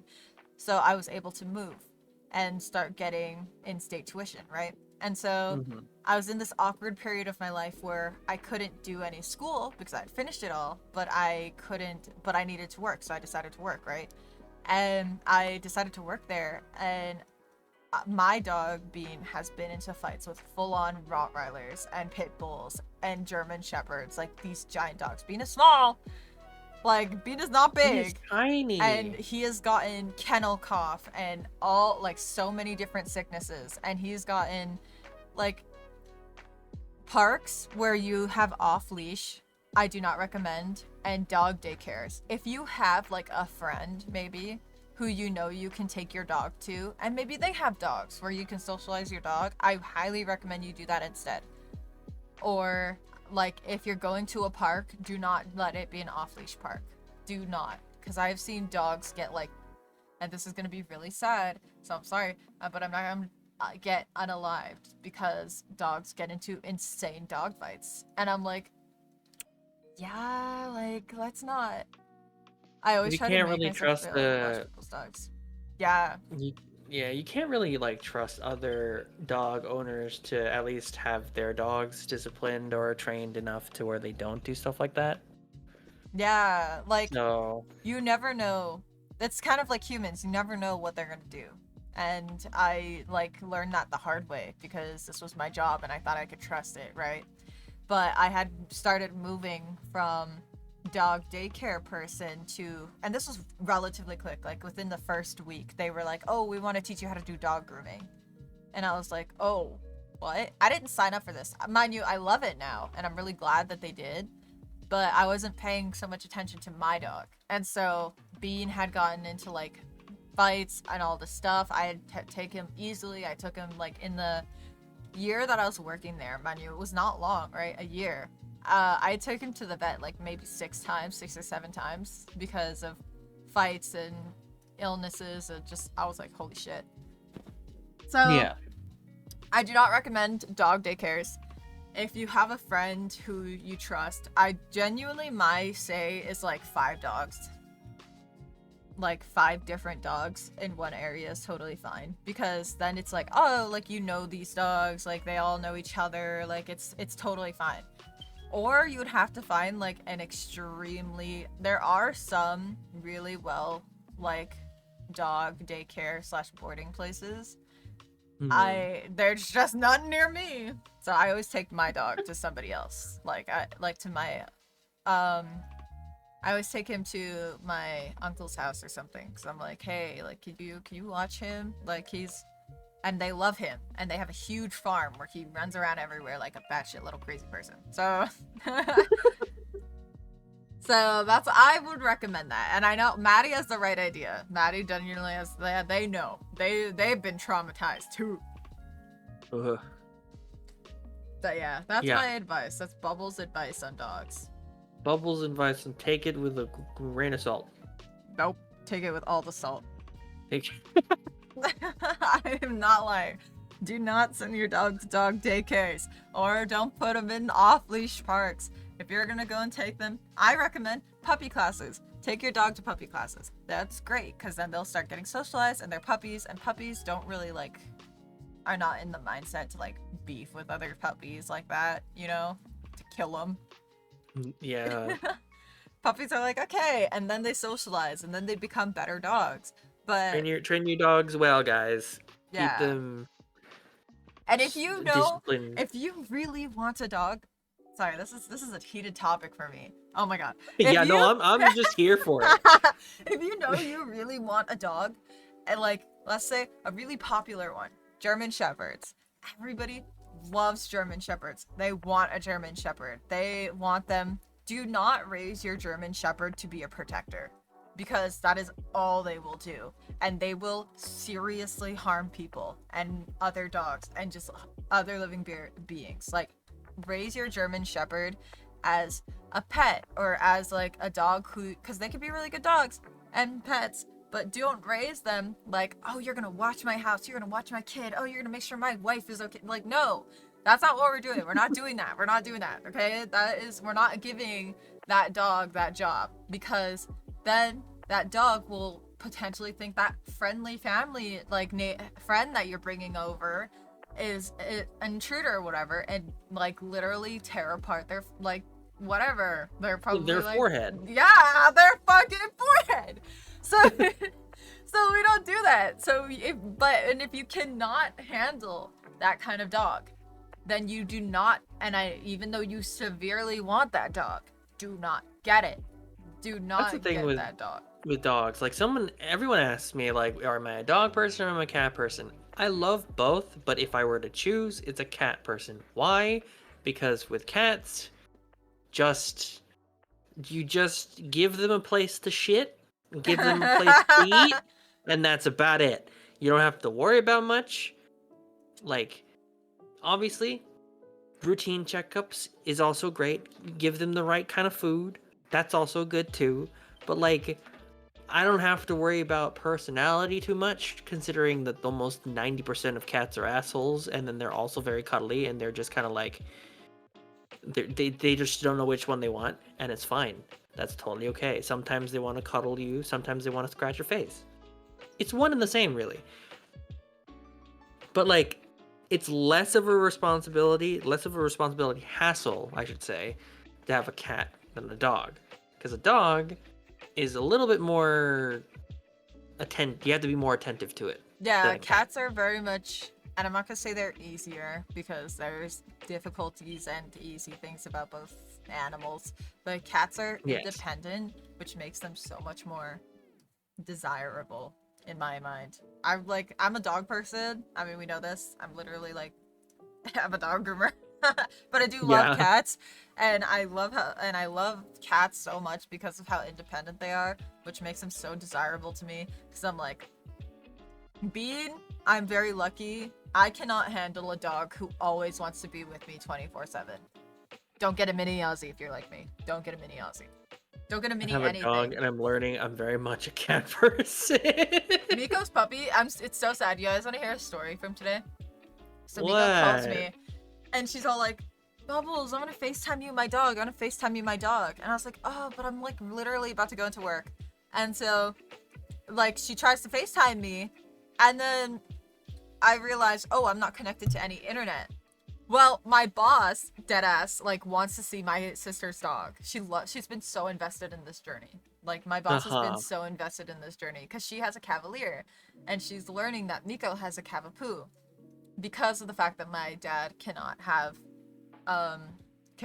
deal with cannot deal with non-hypoallergenic dogs. He will get, so like the cats that Miko has owned has like murdered him throughout the years. He's a good dad for that. I'm just saying. No. But now she is a dog, and for the sake of my father, it needs to be hypoallergenic, so she got herself a Cavapoo. Well, my boss owns a Cavalier, and my boss has been so invested. So when I told her, I was like, oh, my sister's trying to call, but I don't have any Wi-Fi or anything. She was like, oh, hook up to my Wi-Fi and then call her. Hook up to my Wi-Fi and then call her. And I was like, I don't know, she's at work, going to work. So I like when I finally finish and I'm doing reception duty, I'm like, oh, let me call her and see if maybe like, if she's not working right now, then I can try it. And then you know what I totally forgot? We had Discord. So it didn't have to be through FaceTime. It could have been through Discord. And I sat there and I was just like, oh wait, I could have actually just tried to call her on Discord. Because I had about 20 minutes. Like not 20 minutes. I had time. So that's the thing though. My boss literally right as soon as I walked in from my lunch, she was like, you should try call her. Like, she gives no fucks if I'm on my phone or not. Obviously, I'm not allowed to be on it throughout the entirety of work. And I've got to get my job done. Like, if I'm sitting there, obviously not doing my job and just texting away, obviously that's like a no. But if I like sit there and I like text back somebody or whatever, or if I'm like in a call with somebody, she won't care. She'll be like, oh yeah, because she does the same thing. And in her mind, she's like, if I do it, why can't they? And that was like another thing that was so weird to me is at my previous job, you were not allowed to sit down. You are not allowed to be on your phone, which makes sense to me, right? Like, oh yeah, like I get it. So when I was at this job for about 2 weeks, almost 3, she asked me, she's like, you never sit down. You never go on your phone. Like, why is that? And in my brain, I told her, I said that because that's how I've been like. That's how you were trained, essentially. Yeah, right? So I was like, that's not, like, that stuff is not okay. And she was like, no, it's okay. Like, I encourage my employees to sit down because if not, you'll be on your feet and you'll get, like, she said something about, like, you could get severely, like, you could get, like, not injured, but basically it's like arthritis, but your ankles. Yeah, but she was like, oh, you'll get, like, injury, like you'll get hurt and stuff, You're and prone, then yeah, like you get throughout, prone to get sprained or whatnot, yeah. yeah, and then she's like throughout the years you're just gonna have like, it's just gonna start catching up to you, like, but and then she's like, by the time you're my age, think about it, like if you're standing this whole time, like by the time you're my age you won't be able to stand up because you've been standing all of your life, so you gotta sit down. And then she was like, also, like phones are okay.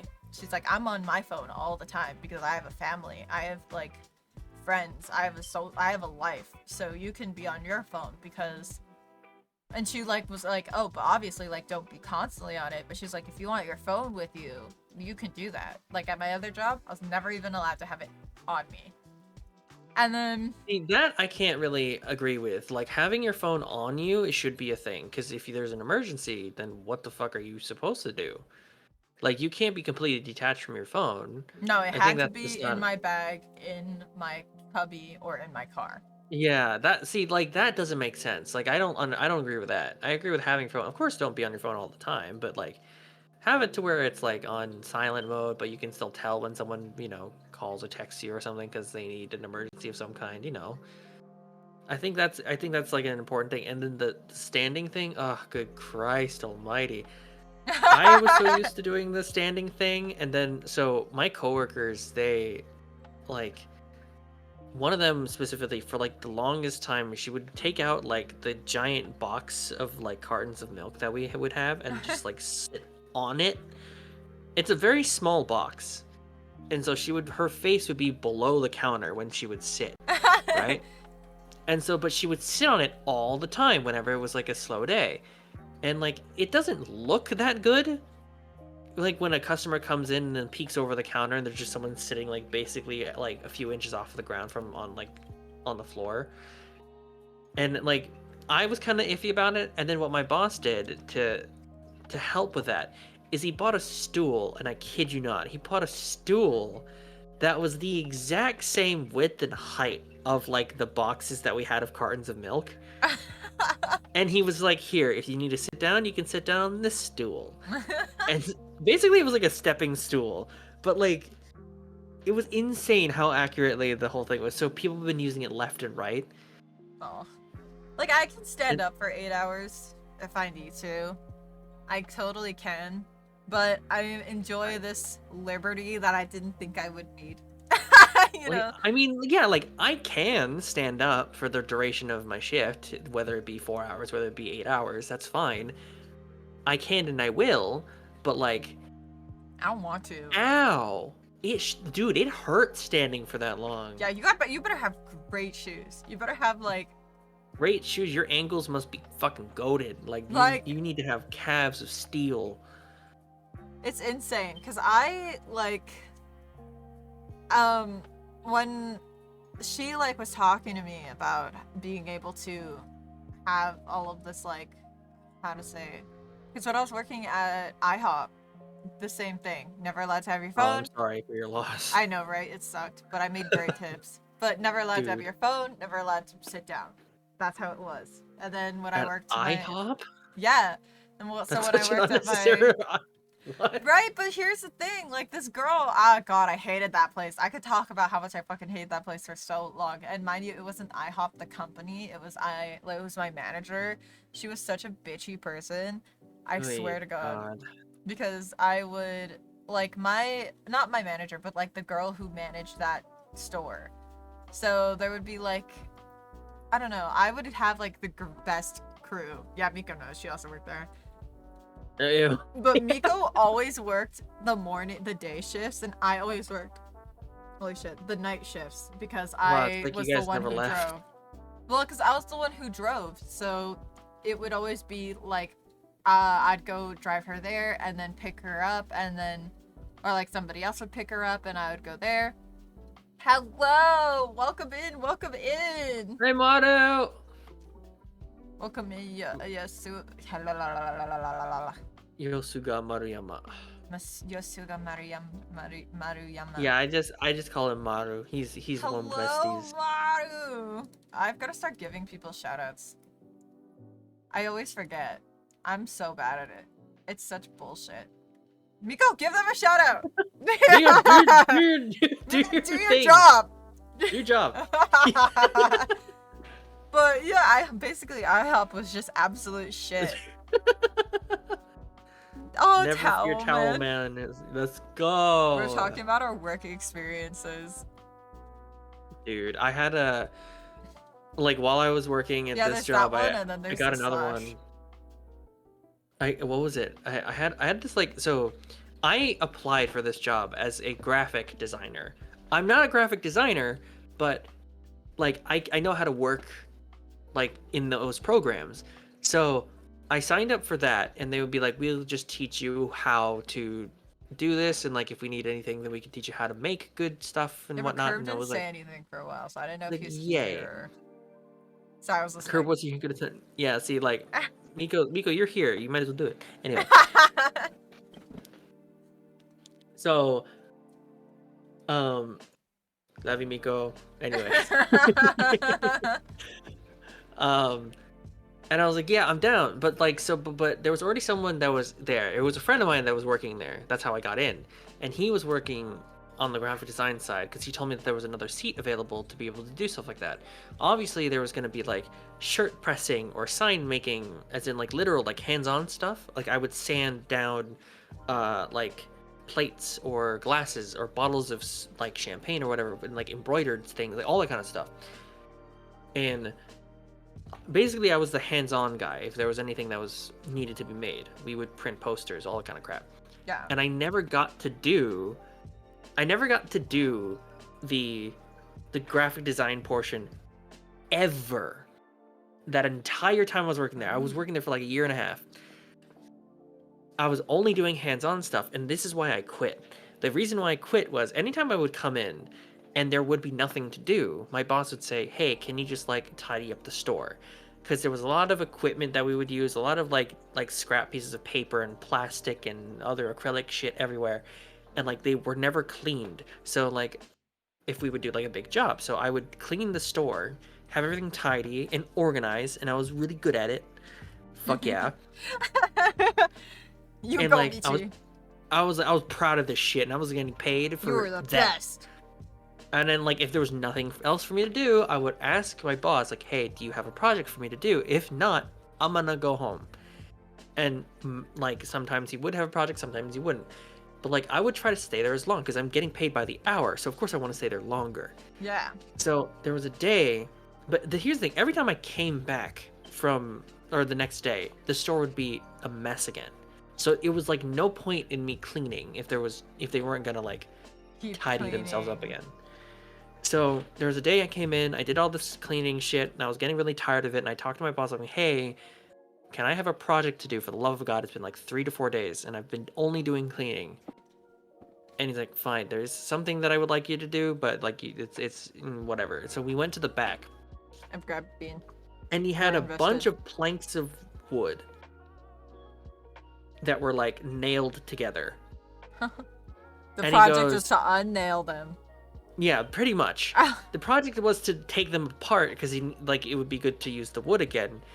And I was like, all right, but like, what do How we, does this like, entail to graphic design? what do you want me to like? The graphic design I gave up. Oh. I was just looking for a job at that point, so having a job in general was fine. I gave up on that shit.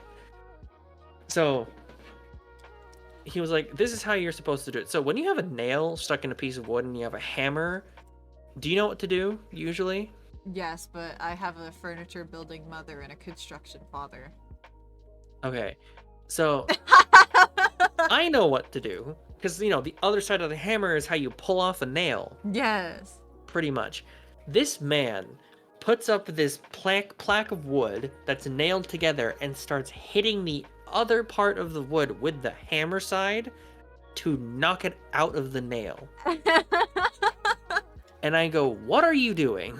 And he's like, I'm taking out the piece of wood. And I'm like, no, what? You clearly are not. I'm like, you're not, you could just use Dude, the your other breath side and say, yeah, but stinks. this way's a lot faster. And I'm like, that way's a lot more dangerous because, I don't know, You could've splinters and hit shit flying. yourself. And I'm looking at this man while he's trying to teach me how to do this. And I go, sir, I'm going to turn in my quote unquote 2 weeks and probably not show up again. Have a nice day. And I quit. Because Yeah. I'm not about to do more dangerous work. Because this man did not know. He had all this equipment that clearly there's shit that you know how to do.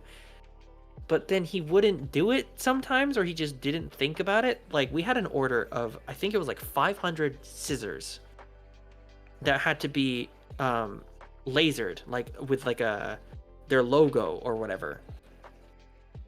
And we got the order really late at night, so we decided to work on it tomorrow. And he stays at the shop later, right? So I leave and I come back, and all of these scissors are in a bucket of water. Mind you, these are metal scissors, meaning they all half rusted. And I go, what the fuck am I looking at right now? And he's like, oh, damn, I forgot to drain the water. Here's what we're going to do. We're going to buff out all of it. We're going to sand all of these, the ones that have the rust on it. We're going to buff it out so that it looks smooth. Any ones that we can't save, we throw away. And then we use the ones that we managed to save, and then we laser those. And I'm looking at this guy. I'm like, you just made me do an extra 3 separate steps for this shit. Why? This guy does not seem like he should own this company. He was so high and proud about the fact that he worked on some of the props and stuff for like the first Fast and Furious movie or something. Okay. And I was like, great. And where's that quality stuff now? Yeah, dude, like the fuck is going on right now? I'm glad you left. Now Michi is at a coffee shop. Go hunt him down. No, I'm just kidding. Nah. So, look, if I could, I'd be working at a higher end coffee house, not the one that I'm currently at. Oh my gosh. At least it's not Starbucks. No, fuck that. We never talk about Starbucks. It's like we never talk about Bruno, we never talk about Starbucks. I love Starbucks though.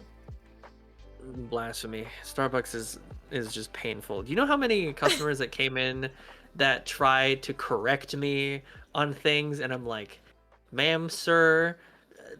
No, you know what though? Because across the street they call it a blended iced coffee, right? That's what it's normally called. But the like Starbucks, like they're all like, it's a frappuccino. Yeah, because that's the Starbucks word. Frappuccino is a Starbucks made word. Oh my god, their birthday cake pops are fucking fire, but I learned how to make it actually, so now I just make them. Starbucks, look, okay, when a customer comes in, they ask for a caramel macchiato, I literally have to tell them that I'm not going to be making a caramel macchiato, I'm going to make a caramel latte, because that's what that is. Like, I have to correct them, because when I first started working there, because I didn't know anything about, like, coffee lingo, I didn't know nothing. So when I went into this coffee house, they taught me all these things, like You should make me some cake pops. Maybe I can bake. What is it? So I learned what a cappuccino was. I learned what a latte was. I learned what an espresso is. I learned what all these things, macchiatos were, whatnot. So this one woman comes in and she said, "Can I have a caramel macchiato?" Which usually means, "Can I have a flavored caramel, like caramel flavored like macchiato?" Macchiato is espresso with foam on top of the espresso, so it's a very tiny thing. It's basically a 2-ounce drink with foam on it. And so she's like, "Can I have caramel in it?" I'm like, "Okay." So I make the drink and I serve it to her, and she's like, "What is this shit?" And I'm like, "It's a caramel macchiato, ma'am." It's like, "That's not what they make at Starbucks." And I go, "Oh fuck, I have to deal with this shit." Should have gone to Starbucks then. I was like, "You should have gone to Starbucks." Because here's there's a Starbucks like 3 blocks down. Not even. And she drove here. "Ma'am, drive to the Starbucks." Look, this is gonna sound bad, right? But unfortunately, Starbucks, as much as I love supporting my local businesses and like this coffee shop across the street from me, right? But it is so much more expensive there. Like if I have money to spend on like to be able to like, yeah, it's so much like for what my regular order for a large like coffee that I get at Starbucks is like it's like $6. But the one For what? So if I went and got like, especially like fall time, right? A pumpkin spice latte, right? We're talking about fall pumpkin spice latte and we're talking about a like what their largest size. What is it like? No, not grande. I don't know. Venti or whatever. But if so, that there for me is like $6. Mind you, I do not have sales tax in Oregon, so yeah. But Fun fact: all the sizes in Starbucks all mean big. that's true. I saw that, but the other venti one, that's what I normally get. But when I went to go get it at the coffee shop across the street, which I normally do try to go to if I'm like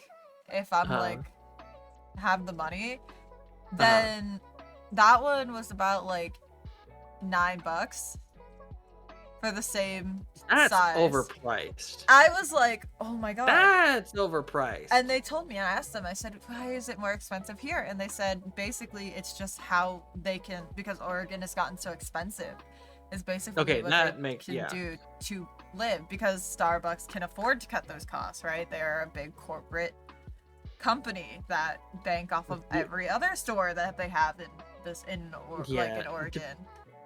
Depending on the aspect of like, because there's coffee houses that make their own coffee too, like they make their own like beans. So I don't think that I'm not sure. Yeah, so if they outsource their beans, like, and then if they outsource a lot of things, and sometimes the cost can be really expensive because they outsource it. If they have in-house coffee that they roast themselves, I think it's a little cheaper. I'm not sure, but I think it is. But I do know that cost of everything has gone up, and it's just getting kind of ridiculous. But $9 for that is a little much. Yeah, it was, and that's why I asked them, because like if I have that money, sure, like why not? Like I get tips, right? That tip money goes to that stuff like that. Mind you, also I just like Starbucks. Like I like their refreshers because it's nice and not coffee, but it's caffeinated. So like I could say, but and like Miko today, she literally used my free Starbucks. I was like, oh yeah, you can have it. Sure, why not? Because I saw I had it, and I know that she's like, I didn't. It literally said your order is ready. And I got that message. And who the fuck used it then? It was Mom, wasn't it? I was not working. Apparently not. I can't honestly say that I'll go to Star. Like if you want cheap coffee because you just need to get if you need cheap coffee and you need to get like just the caffeine kick, then Starbucks is fine. Like the only thing I'll say Starbucks does good, in my opinion, is their iced coffee and their cold brew. That's it. I like their lemonade. Anything that they do sweet is just too fucking sweet. Like I can't do that shit. I love their new drink that they came out with though, but I love sweet. That's the thing. I love sweet. But the new drink that they came out with, I literally called my mother. I was like, Mom, and I got it the day it released, and I was like, Mom, you need to fucking go and buy this shit. You need to go buy this, because I gave her a Starbucks gift card. I think it has like $20 on it, and she still has not used it. Miko, go and fucking use it at this point. Go on her phone and get it, because I can't with Starbucks just because it's like she's a coffee person, that's why. But you know how cute and quirky it'd be if you could walk up into a local Starbucks, like not Starbucks shit, a local like coffee shop and be a regular. Like that would be so cute and quirky. Like I do have we do have a lot of regulars, and like the cliche phrase of your usual today is okay is literally what I say every day. Right? Like I want that. I want to be able to have that, but I'm not that girly that has $9 to spend, right? You don't even have to have $9. So the cheap and easy way to get around that, honestly, is just like instead of getting a latte, just get a coffee and ask for steamed milk in it. It's the same thing. Because the difference between a latte and a coffee with like steamed, like the difference between a coffee and a coffee with steamed milk in it, which is you can call it a cafe au lait or a misto. One of the two is fine. But what the fuck are these terms? So have you ever heard of cafe au lait before? No. So cafe au lait or misto, they both mean coffee with steamed milk. That doesn't mean it, but that's the drink. So you telling me if I pull up to my local coffee shop, I'm like, can I have a cafe au lait? They're gonna know. Yeah, or because we call it a misto, but it's the same thing as a cafe au lait. So Hello. Sorry, saying out of chat. no, what's up? And then what's up? What's up, bro? That's good. And then so a latte is more milk and like it's concentrated coffee, which is what an espresso is. But it does the same thing. It's just because it's just coffee. Coffee is just more diluted espresso essentially. So if you just add miso to it, add like some caramel syrup in there, same thing. And it's cheaper. Like a lot cheaper. Get probably Just saying. life hacks with Michi. How to get Just cheap saying. coffee. How to get cheap good coffee. I'm just saying. Cheap good coffee. Don't go to Starbucks. That's his. Yeah, if you're a coffee nut, then always, like getting a drip coffee is probably a better option if you want to enjoy it. Yeah, I don't, because I don't personally like lattes that much because they're too milky for me. Oh, I like lattes. Miko gets a chai though. That's what she gets. So Chais can are y'all nice. make me coffee, bro? I want to pull up to Michi's place. I would be like, Michi, you make me one good ass cup of coffee. Yo, you guys come by. I'll give you a discount. I have a 50% discount. Oh my god, wait, that's so funny because we were literally talking about it. So, me and Miko are going to Disney in December, right? And we're like, Michi, stop by. We're like, Michi, come here, come visit us. I know you, yeah, because we were talking about that. Because I could You come probably too. theoretically, I could go, but the thing is, I might not even be there in December. That was the thing. We were like, wait, it's not there. Yeah, because like depending on when that is, I might be in Japan around that time. Oh my god, my mom has like moved the dates of it. But now we finally have a date because she booked the Airbnb and the hotel.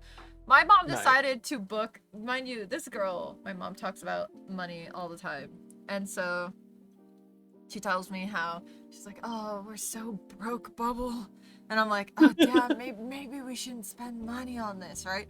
And then she's like, I just booked us one of the most like expensive suites inside of Disney. So maybe like we're gonna go and spend 3 nights there. I'm like, you little bitch, like you don't have money for that. Where is this money coming from? My mom manages to find everything. She finds everything online, but she finds it like she's like, oh, I found it on a sale. It was like a sale for like 50% off, like 30% off, like 60% off. Where are you finding all these sales in like conveniently to get all these things? How do you know they're not just scamming you and saying it's a sale, quote unquote?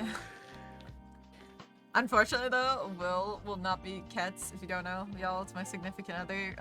He will not be joining us while we are at the expensive Disney hotel unless Mikazuki doesn't go, but Mikazuki's going. That bitch is going. Will can take the L. I have so much traveling. If you were to travel though, where would you go? That's the thing. Cause Mado says, what about me? Mado, of course you're getting 50% off. What the fuck are you talking about? But like that, if you were to travel, because me and Miko, when we had turned, what type of cookie do you like? I love chocolate chip cookies, but it's gotta be crunchy. I don't like the chewy.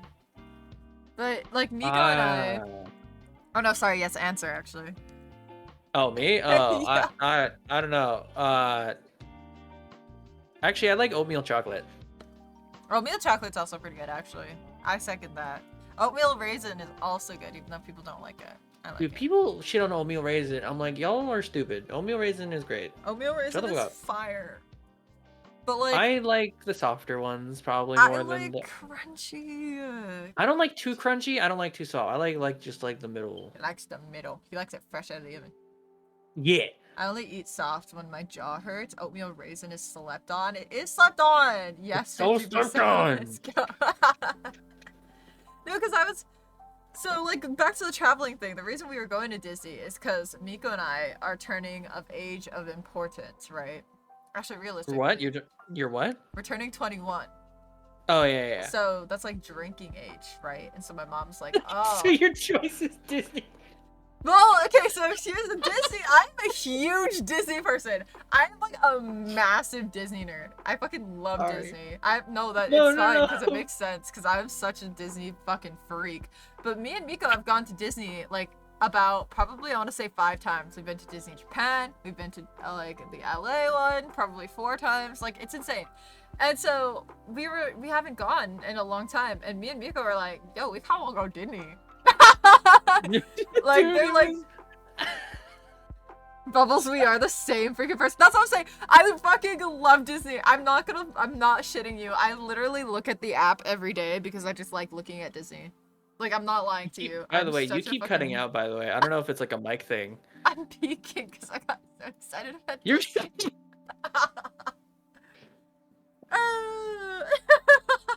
I just think it's so fun. No, it's great that you're going to Disneyland for your 21st. I just think it's so funny that you're going to Disneyland where it's like the place for kids and you're just adults finally like Wanting I get to to drink.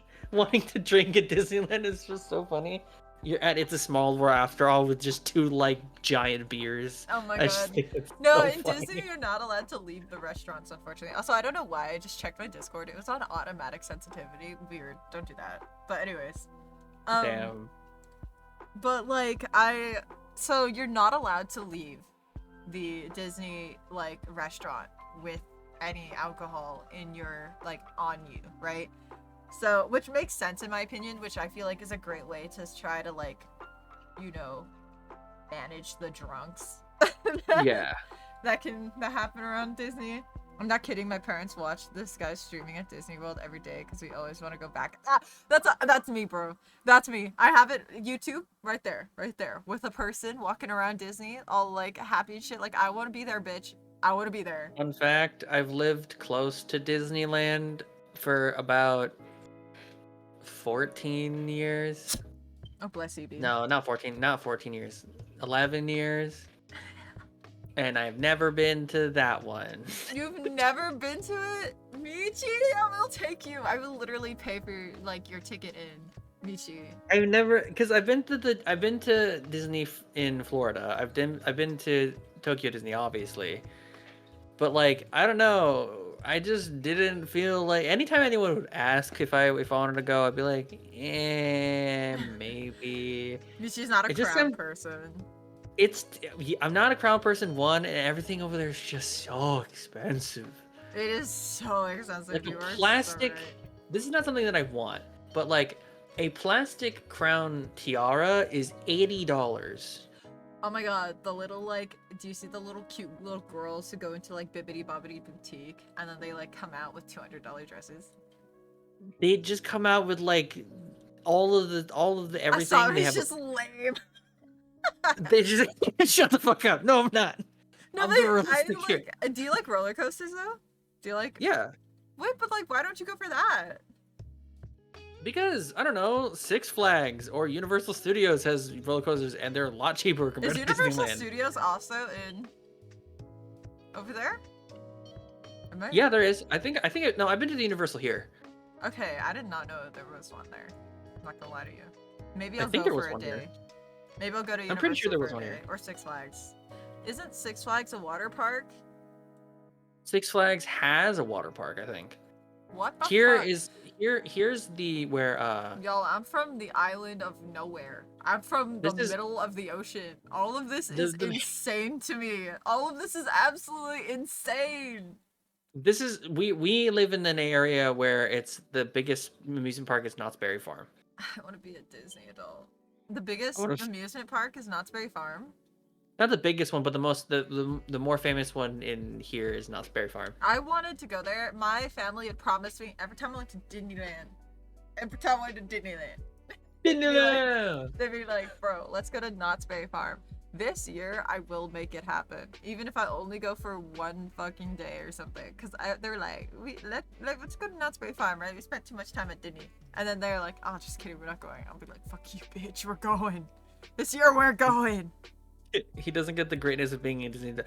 There's nothing wrong with being a Disney adult. I'm not shitting on Disney adults. Oh my god, I'm you just see all those saying people on TikTok who like shit on Disney adults? Because there's this Those guys guy. can those guys can suck it. Like they don't fucking There is fucking nothing care. wrong. Here's the thing. I know some Disney adults that can be a little too much. All right. There's those guys. There's always those creepy ass Yeah, people. there's always those ones that go overboard. But there's this guy, right? And he was super excited because, and I saw this story on TikTok, so it's not my story.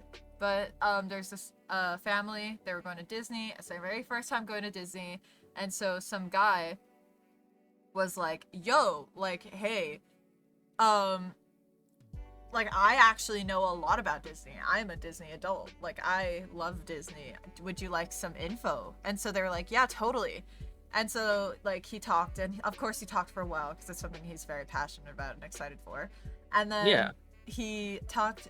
So then this other group, like this other group, and it was like some teenage girls and some like family members of theirs, with their like adults and stuff. And they start apparently like he's like they ask him like, oh, like we would like info too. And then all of a sudden these teenage girls and like people start like, and family starts like texting random like I guess each other in a group chat like bitching on him. And I was like, that is insane. Like What that, the fuck? right? That is absolutely bullshit. If you're gonna ask somebody for advice just to make fun of them, that is Bullshit. That is bullshit. That is insane. If that was me and I saw them doing that, I would have called him out so fast. I am so not afraid of confrontation. It's insane. I probably will get fucked up one day. I'm not gonna lie to you. I He probably this fist and go in anyone's fucking face. yeah. Like I probably one day will probably get fucked up. So I'm gonna pick a fight with somebody who's too strong for me. I'll be like, oh shit. This is what I No, did. hey, I got you. I got your back. All right. You Michi, pick a fight with sometimes someone, people just want to be a pretty princess who can drink. and I'm not judging. They can. If they want to be a pretty expensive princess, let them. Just that's not me, okay? I'm just not one of those people. All Oh my God, right. I I want to go to like the Food and Disney. Wine Festival too. Sorry. I yes. never said anything about the fact that I don't like Disney. I like Disneyland. That's not what's happening here. I just never been to the one here just because I don't see the 100% appeal I or the also need feel to like go it to has it. to do with you being there. You know, like it has to do with you living there, like existing. Yes, and I guess so. But like, It because might like, just also be because Michi doesn't want to spend $50 on a. yeah, maybe I don't want to spend $50 on like a simple print on t-shirt. Okay, maybe I want to have like a $2 water bottle, not a $550 water bottle. Oh my All God, right. Miko just brought up the most like, oh my God, a crazy ass story. So one year I remember one in time my Disney. anime arc. What? So What the so I remember one time at Disney, a little girl harassed Bubble because she was wearing a fairy tale shirt. So this is what happened. Calvin, holy shit, bro! Welcome, holy crap! Wow. You are I from don't. the dead. You're from the.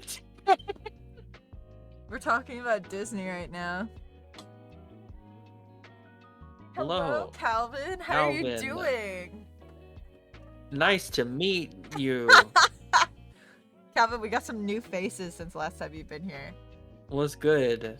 Calvin, This is our podcast. Calvin has been here since the very beginning. But here's the Oh, issue. the OG. Calvin lives in a very far away place where my day is his Gondor. night, etc. So and he is also like a youngin, so he has like school and stuff. But I remember one time I bought him a Melanie Martinez CD. Okay. And like shipped it to him. It was insane. Oh, anyway, go back to that story that Miko was talking about. Yeah. Do you still have it? You do still have it.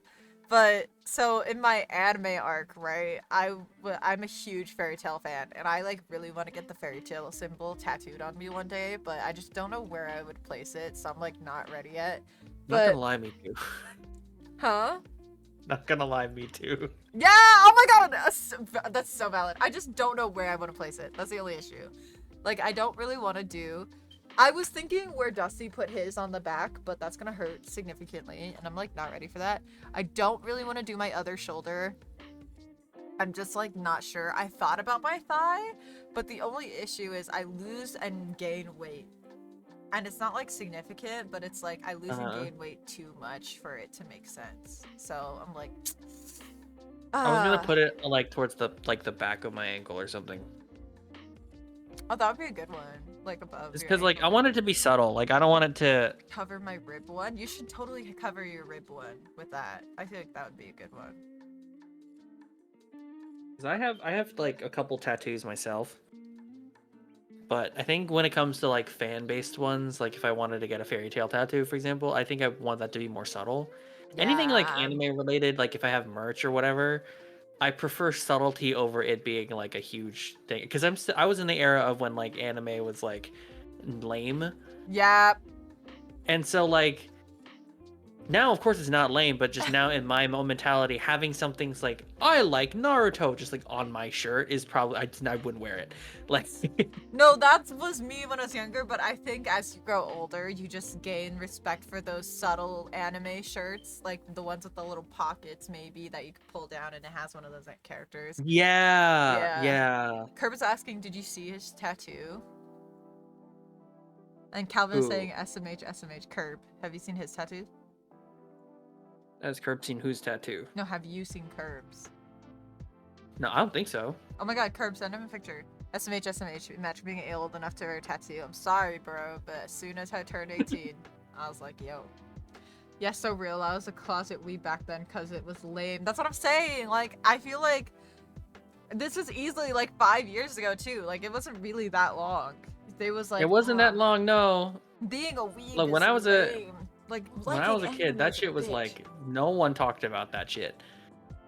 But now everybody likes Uh, anime. Like, you can Everyone's walk talking about around it, and with everyone's the. like judging and like, God. They didn't Anyway, talk about the suffer. story.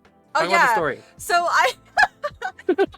I had a fairy tale shirt and it had Happy and Carla on it, and it was like this is the age when I didn't give a fuck, right, about people, whether or not they knew about my anime shirt, whatever. Realistically, it was kind of one of the last things I had because we were on a trip and we had no washer and dryer. So, but anyways, I still liked the shirt. I obviously brought it for a reason, and so I Yeah. wore it. And this girl, there's multiple people who's like, oh, I like your shirt. Oh, I like your shirt. Like, your shirt's really great. I was like, oh, thank you. And obviously, I'm like a young bubble back then, and Yeah.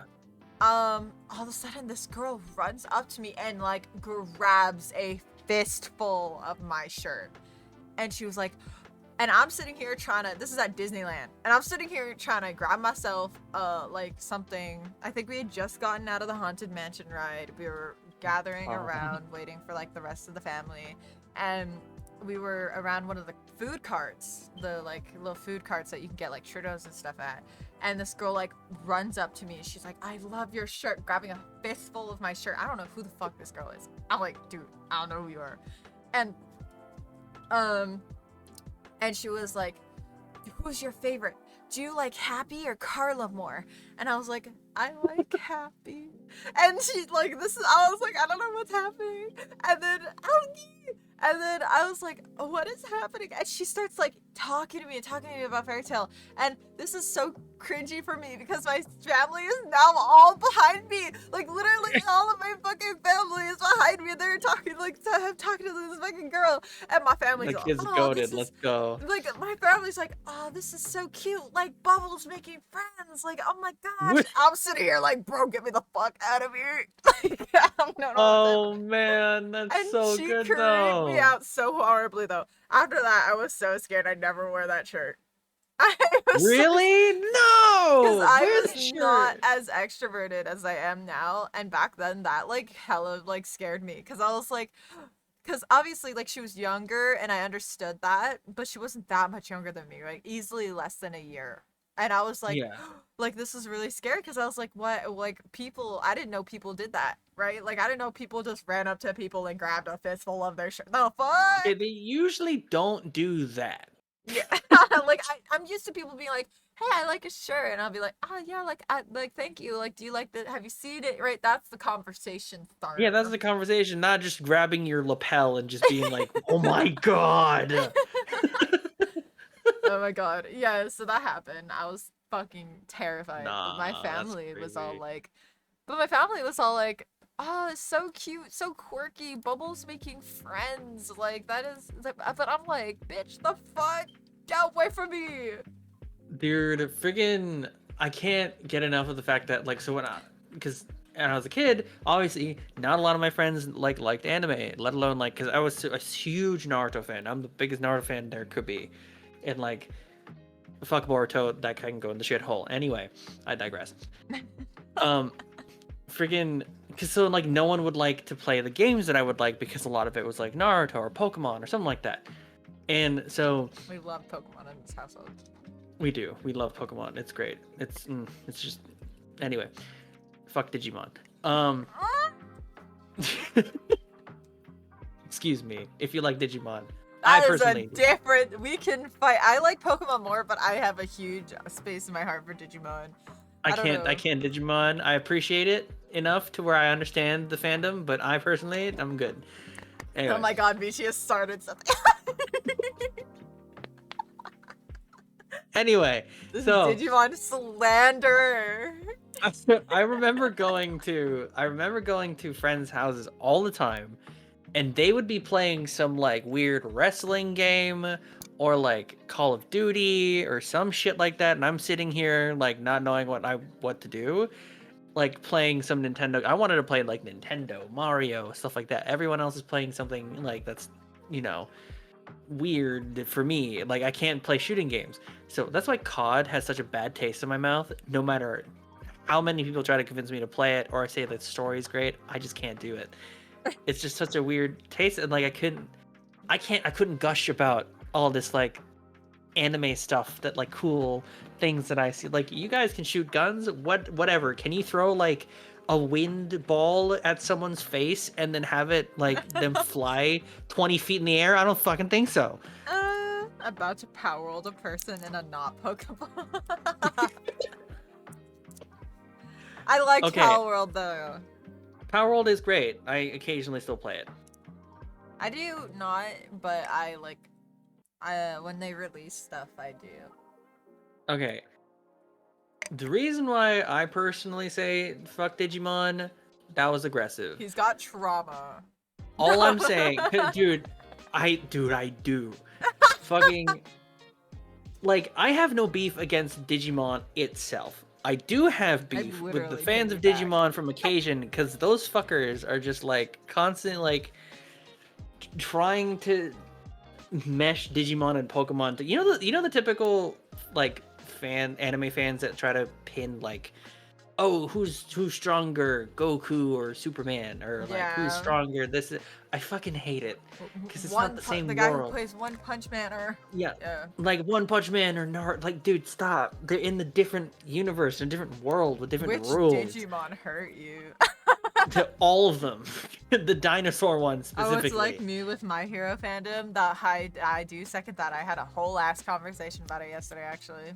Like Digimon seems great. Just personally, I was more of the Pokemon type. So I never gravitated towards Digimon. But like if I ever met anyone that loved Digimon to the nth degree as a kid, and like I would say I like Pokemon, I would get like shunned. Cause like they were like this blasphemy, Digimon is best. Blasphemy! You cannot like anything on Earth. You cannot like anything that's not Digimon, okay? I had to be a Pokemon. It's just the Pokemons. Or like someone tried to compare Digimon to Pokemon, saying it's the same thing, so Digimon wins. And I'm like, Pokemon came first. What are you talking about? Like, what are you actually talking about? I liked both of them because they both had their own like shtick. Here's the thing, though. This is maybe y'all might come for me, but I like the Digimon anime more than I liked the Pokemon anime. Mind you, it's not that I didn't like the Pokemon anime. I just thought the Digimon anime was one more my age and my style when I watched it. And I like low-key had a crush on one of the characters, but it's okay. And then That's the reason. That's the reason right there, guys. And then, she couldn't find a crush in Pokemon. I liked the Pokemon games a lot more than I liked the Digimon games. Digimon games... This is not a hot take, because this is from any person that I've ever heard. The Digimon games are horrible. They're not that great, realistically, let's be honest. They were really not that great. But if you watched the Digimon anime, that's where like majority of their fan base came from. because that Yeah, one was pretty that's what I've good. heard. And I was like, fire, okay. But Pokemon games are like, in my opinion, like significantly better, and I Wait, like a lot of Pokemon games. what is Miko's beef with My Hero? Oh my god! So we both agree on this. The My Hero fandom, My Hero in itself, Uh-huh. is a lot more like is great, right? Like the story, the mangaka, like all of them, they're great. But Yeah. the fandom, that's what I'm saying. Calvin knows the shipping fandom is absolutely insane because people like will make death threats against the animators and these people and be like, if Deku and Bakugo do not get together, then yeah. And then like this whole God. Eri and All Might shit is like insane. Like the fandom has just gotten Ooh, and All Might, sorry? Eri, you know that little girl, the The like little girl with the horn? yeah, And All Might? yeah, Are like you fucking nuts right now? like I'm not lying to you. Like My Hero fandom is just insanely toxic. It's just insanely toxic. There's those people, you know, they're like, oh, I like My Hero, like it's great, yeah, totally. But it's like you go and you look up My Hero. I'm not lying to you. The amount of like Froppy NSFW is and Uraraka NSFW is insane. And I'm like, these No, people, these kids it's are insane. like, they're kids, right? They're high schoolers. Like, They're why high are we? schoolers. Why are like this fandom like sexualizing kids? That's not okay, right? This is not, let me preface, this is not a defense, this is not anything. This is just coming from me personally experiencing this in Japan specifically. The thing is, when it comes to like stuff like that, it's not fandom based stuff, like the actual creators that create it. And you know how they do like fan service stuff, right? Like when they do fan service for stuff like that, the only thing I can say, it's literally a culture thing. It's not like people in Japan know, they are aware that like sexualizing minors is bad. That's why they only stick to doing that for like characters that are fictional because of specific reasons. I don't know why, but they do.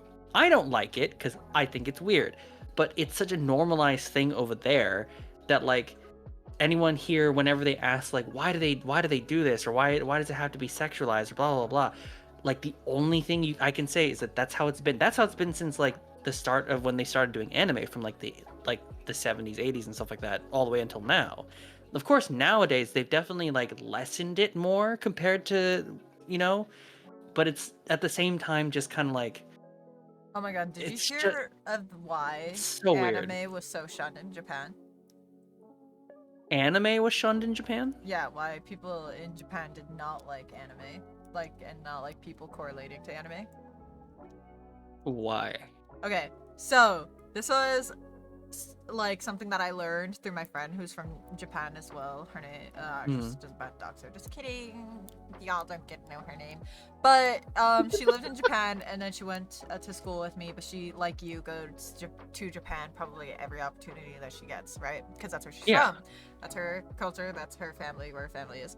And so, and she like has been living there for a while now that she's out of high school, and she told me about this case, and I think also some other YouTubers have covered this case, but there was this guy basically, and this is getting into like true crime, so if you are not a fan of true crime, trust me, I'm not gonna like try to go into it. If ever I do, you'll know. I'll be like, oh, we're gonna talk about true crime, but basically, he was this huge otaku, and he loved anime, loved like, you know, love watching anime, love watching all this stuff.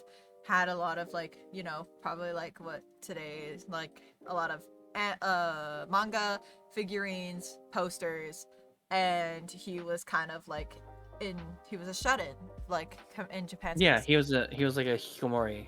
Yeah, and so Yeah. he and this guy like unalived a girl because she looked like an anime character and stuff like that, and like he like it was not in a good, like this was like torturous way. Anyways, there's more details, but I do not want to go through it because I don't want to like because I didn't put a warning or anything, so we're not like doing it super deep into it. If you'd like to know, feel free to go do research. That is on Yeah, you. that's a topic that's yeah. But that is like the reason why people in Japan and a lot of other places in the world, because this case had gone through like many different, you know, countries and stuff, kind of like how people hear a lot of like serial killers here, right?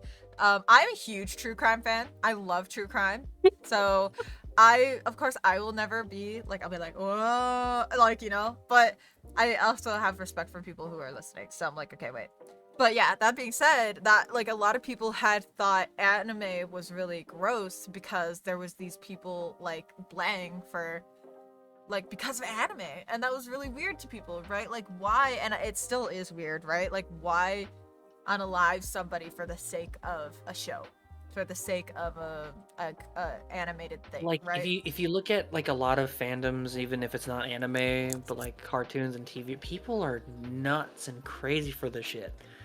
Like That's what I'm saying with the My Hero community. Like they full on go into like how like the My Hero community has full on been like, oh, let's kill the author. Oh, sorry, let's blame the author because he is not shipping Bakugo and Deku. Like that is insane kind of bullshit, dude. it's so dumb because like let the creator do what the fuck he wants with his own story. There's this YouTube channel that I really like who has true crime, and she does like her makeup and stuff, but I like the way she does it because it's not like, because she's She has her so makeup while she talks about it. yeah, but it's also like so sarcastic. She's so sarcastic about it. Like I feel like I'm like, oh, if this was too serious, I'd be like, oh no. But she's like so. I'm like, oh, this is kind of great actually. Rotten Mango. Rotten Mango. I think that's the name of her. Of the person who does it. From my calculation. Rotten Mango podcast. Oh, yeah, okay. I didn't know that was her name. I would love to post this podcast on Spotify, but I don't know how. So We have to have a hit show for it to be on Spotify. We need to be Joe Rogan. That's our goal. is that really? How many episodes is until we hit season 2? How much? I don't know. 14. After 12. 12. 12, yeah. 12. We Oh, do that's 12 right. for one season. We pre-record this shit and then we post it. I'll post it on YouTube. Make sure it's on YouTube. Yeah, that's fair. But I don't know how to get stuff on Spotify. That's whatever. But that's the thing. That's another reason why I'm still kind of an anime Did it throw? not a shut in, but I'm definitely like oh my God. I'm tame. I didn't even Like, realize I didn't have it up. Anyways, can you even have it up on groups? We're gonna figure it out. Because what happens if I put mine up? I wonder. We'll see. Does it connect to mine? Is it? I don't know. We'll see though. Hello, Lala. Welcome in. We're talking about. Well, we've been talking about a bit of things. Started off with we've been talking about a lot. Okay. Oh, it connected to mine. My tits or yours? Connected to my model. Mine's connected to my model. Oh. Well. Slay! But it doesn't show though. There you go. Oh my God. Did anybody redeem first? Nope, I'm redeeming it. No, Oh. I'm redeeming it. Anyways, so we've talked about a bit of things in this podcast, but yeah, we were talking. The most recent thing was about anime, about how people. Yeah, but that's the thing. That's why I'm still kind of like. Shut in. I walk a fine line when I talk about anime with people, because if I know that they're anime lovers, but they're not like I'm gonna strangle someone's neck because they don't like the ship or whatever, then I'm like, cool, I'm not gonna talk to you ever again. I've learned that shipping, for one, if it's not an actual canon like relationship, I will not ship it. And two, now that I've grown older and past the age of 18, I've realized that I just, at this point, how to say, like, do not ship people who are younger than 18, you know? I personally don't mind like relationships and shipping and stuff like that. Like I don't mind shipping characters. I mean, obviously I You prefer if could they do were the canon. hydrate. Yeah. I don't mind doing the shipping. I just don't like it when it's like just like an over exaggerated, just like they need to be together, like or else I'm going to destroy the world type shit. Like no no no no. Like in my head I'm like, oh, this person and this person in this character, these characters in this story, if they were together, that would be very cute. That's Like it. for That's where I me, draw the line. in Horimiya, right? Like that's one. I remember looking at the two, and this is my I like. haven't watched that yet. Oh, okay. Well, there's like these two, and I remember sitting there and be like, oh, they would be so cute together. But like, I totally understand if they're not together, right? Yeah, And that I that's how understand. it goes. But like for me, when it comes to like Watakoi or Love is Hard for an Otaku, I don't know if you've seen that one, but Probably oh my not. god, we totally should watch it. It's my favorite. It's probably one of my favorite animes. I'm not lying to you. Next to Fairy Tail, it is so up there. But What's it called? anyways, Watakoi or Love is Hard for an Otaku. There you go, Oh, Daisy. wait, Otakoi? Yeah! I fucking love that show. Yeah, but like, so you know the I have like the art book for it. I mean, too. Let's go. I know the anime, the manga too, and everything. I'm like such a fucking nerd, and I've got I like love little it acrylics. so much. I love it so much too, and you know, like that's to say, like those two, right? I ship them, and they're like obviously like canon. I'm like, bro, this is, Bro. and I wish so badly, and I'm so glad I heard that there's another series that's come out that's also like, I want more like I older, want more. I want I more want older. more. Oh my god, there's not gonna be any more, but I don't know if they can animate it. But there's no more manga left. It's fine. It's I'm over. so sad because like I wanted more of like what was it the his brother and that Yes, and that one girl in the and glasses. the The girl in the girl. glasses. I was like, girl, just like no, that was such a cute couple though. They were Ah. such an adorable couple, and I was like, bro. And when she was so sad, because she's like, oh, I'm so sorry to tell you I wasn't a guy. I just didn't want to. I was like, I just didn't want to. Yeah, This is so I good. know, See, yeah. here's the thing: you can gush and be like this about canon couples. That's fine. Don't do this. What we're doing right now with non-canon couples, it's bad. like especially with like children. That's what I'm saying. Like with not Just like don't. children. Just but, you like, can think it. You can think that. Here's the for example, like, do you know Your Lie in April? Yeah. Yeah, seen it. like, it's cute. It's sad, but it's cute. So like, I don't gush that much for that. I just think it's a really cute and very nice story. I cry my eyes out every time I watch it. Oh my god, I've only watched it twice, and I don't think I can watch it a third time because I'm always like, and then I feel like I want to play the piano again. I watch it every so often just because I need to feel the I feels. need a good cry. I need a good cry, and watching that anime is just a great cry. You watch it every April? That's insane. I watch it every because it's Your Lie in April. Exactly. But like that one is like because they're middle schoolers, mind you, Yeah. and it's not it's a love story. It is, but like it's way deeper than that. Like that's a different kind of story to have. It's hard to call it just a love story. It's like a Dude, that was insane. I don't want to spoil it was- for anybody who isn't. yeah. I don't want to spoil it. But it's a good watch. You should watch It's it. it's a good watch. It's a really good watch. Whisper of the but, Heart like- always makes me cry. Oh my god, isn't that the one with the cat? Whisper of the Heart. Whisper the. Is that the fucking the one with the cat, the girl that turns into the little cat? Yeah, and she turns becomes into a the- cat Oh and my she like god. really likes this guy. Oh, that one's so cute too. Oh my god. I don't want to talk about sad stuff because then I'll be sad again. But like It's- anyway. Yeah, that one is. Oh. You're like, yeah, that's true, that's true. But like, it I is was like, so I'm not. I'm sweet. good. It is a good one though. Also, y'all who are in here who are in my one shot, go respond to my thing. Thank you. Anyways, Do I need to? probably. Wait, hold on. Hold on. Give up. Because I'm like right here, and that's why. Where'd you post it? In one shots in the sassy sunflower. Is that not Whisker Away? Wait, It's not in there. That is the cat returns. No, it's in one shot. Do you need me to at you again? I'm looking at one shot. It's not there. What? There's a campaign. Oh, it's in the fighting pit one shot. Oh, I'm sorry. Sorry. That one was from my NA group. That's from my NA groups. Whip. Anyways, but Whisper of the Heart does have Baron in it.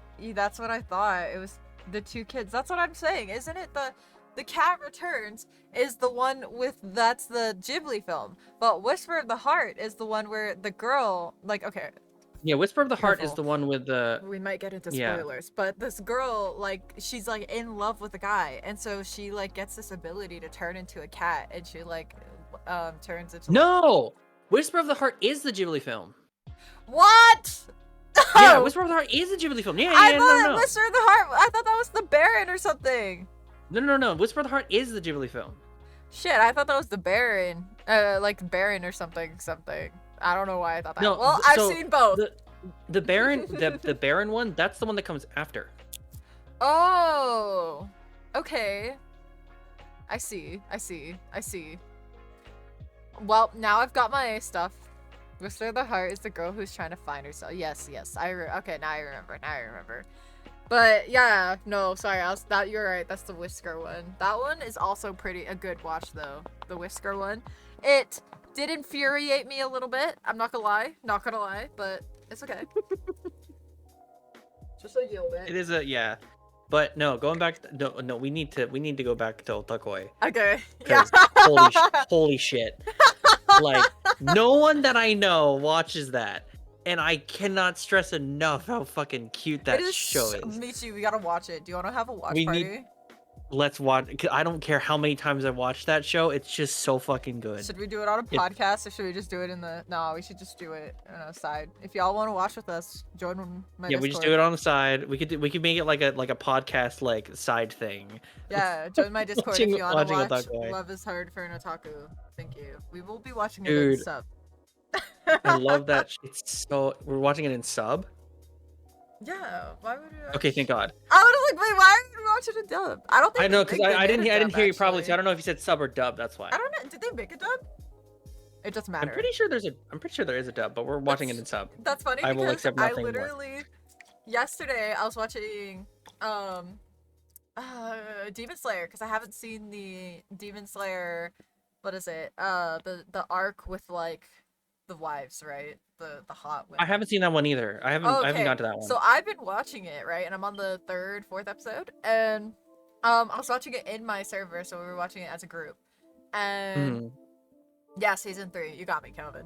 And so I was like, yeah, so like we were watching it and I remember sitting there and being like, holy shit. Like, what the fuck? And a lot of it's a good one from what I've heard. It's got me. I'm like, holy shit. But it was funny because this friend of mine asked me if I watched Demon Slayer. This is like while I was still in college, and I was like, no, I haven't seen it. This is when the first season came out, and I was like, no, I haven't seen it. I don't know. It's like because I was getting kind of tired of the very like Shonen Jump anime trope. Yeah. But like, he's like, watch it. If you like the first episode, I guarantee you'll like the rest of it. I went, you know what? Yeah, fine. Somebody had to bribe me with food to watch the first season. The only reason why I said okay to watching the first episode is because I kind of had a crush on him. That's it. Anyway. That's so valid. That's so valid. so I watched it. I kid you not. I finished that entire season that same day. I finished that entire thing. It's so good. It is so good, but the reason why it's taken me, okay, here's the thing, right? When it's so popular, you either have to watch it when it comes out, or it's already spoiled for you. And that's kind of what ended up happening, is that a lot of people started spoiling it for me, and I was like, well, shit. Like, I didn't have the motivation to watch it anymore. That's why when Attack on Titan, the final episode came out, I immediately had to watch it as soon as it released. I lost interest in Attack on Titan immediately after the first season. I heavily, if it wasn't for Toxic and Lala, I would have never gotten through it. Like, solo? No. But I liked it, like, towards the end, it gets so good. Like, after, picks it up, the new studio picked it up, it got so good. I was like, holy shit. And I, like, the final... Two people in your chat said fuck it. No, yeah. Like, but then the final, I know why Miko said fuck it, but I'm not gonna say it because it's spoilers. But, like the final season and shit, it caught me. Like I was absolutely like caught. I was like, holy shit, bro. Like damn. Because I was like sitting there and I was like, well, yep. And then by the time the last episode aired and I'm watching it and it was like a group of people, it was like me and Kets and like a group of people, I think Mochi was there, we were all bawling our eyes out. I'm not lying to you. We're all sitting there like how the hell could they Fucking yeah, Mika's got trauma. Like, yeah, because it because that it's one thing that happened, yeah, it is because of that. because I watched it and I was like, I watched the first season. I think no, I watched the first The and first second season season. sucks. Like No, I watched the first season and second season. They were okay. No, I they just suck. lost. I lost like interest in it just because I was like, this is honestly not as much as people were hyping it up so much. Because this is around the time where Black Butler came out too. Which, by Oh, the way, Black Butler is coming out with another season. I did Anyway, not. I'm not prepared for the Black Butler season. I'm really not. I am. I am. Anyway, I've read all of the manga, and I am. Holy shit! I feel like they better not fuck this up. But I loved better what not. they did with the movies, right? The 2 movies they did. I don't think I've seen the movies actually. Michi, we gotta watch it. We have a lot to watch. Yo, well after this we're gonna watch the movie, okay? Since you Okay. don't have work. Fair enough. We're gonna watch So, the favorite movie though. My favorite movie though. Thank you. like, fair enough. Wait. So, well, anyway, let me finish the thing. So, we can go so many directions right now. Anyway, yeah, you can. But, join like, us. but like, what was it? For Attack on Titan, like it was, I liked the concept, and then it just got way too complicated, and they cliffhang so many things all at once that I kind of got tired of it. And like, two of my biggest tropes that I don't like in anime right now is Love one. triangles. That's a okay 3. I don't like netorare. Do you know what netorare is? No. Netorare No, means netorare. if like someone takes your significant other for themselves. Oh, that's a new one. Netora.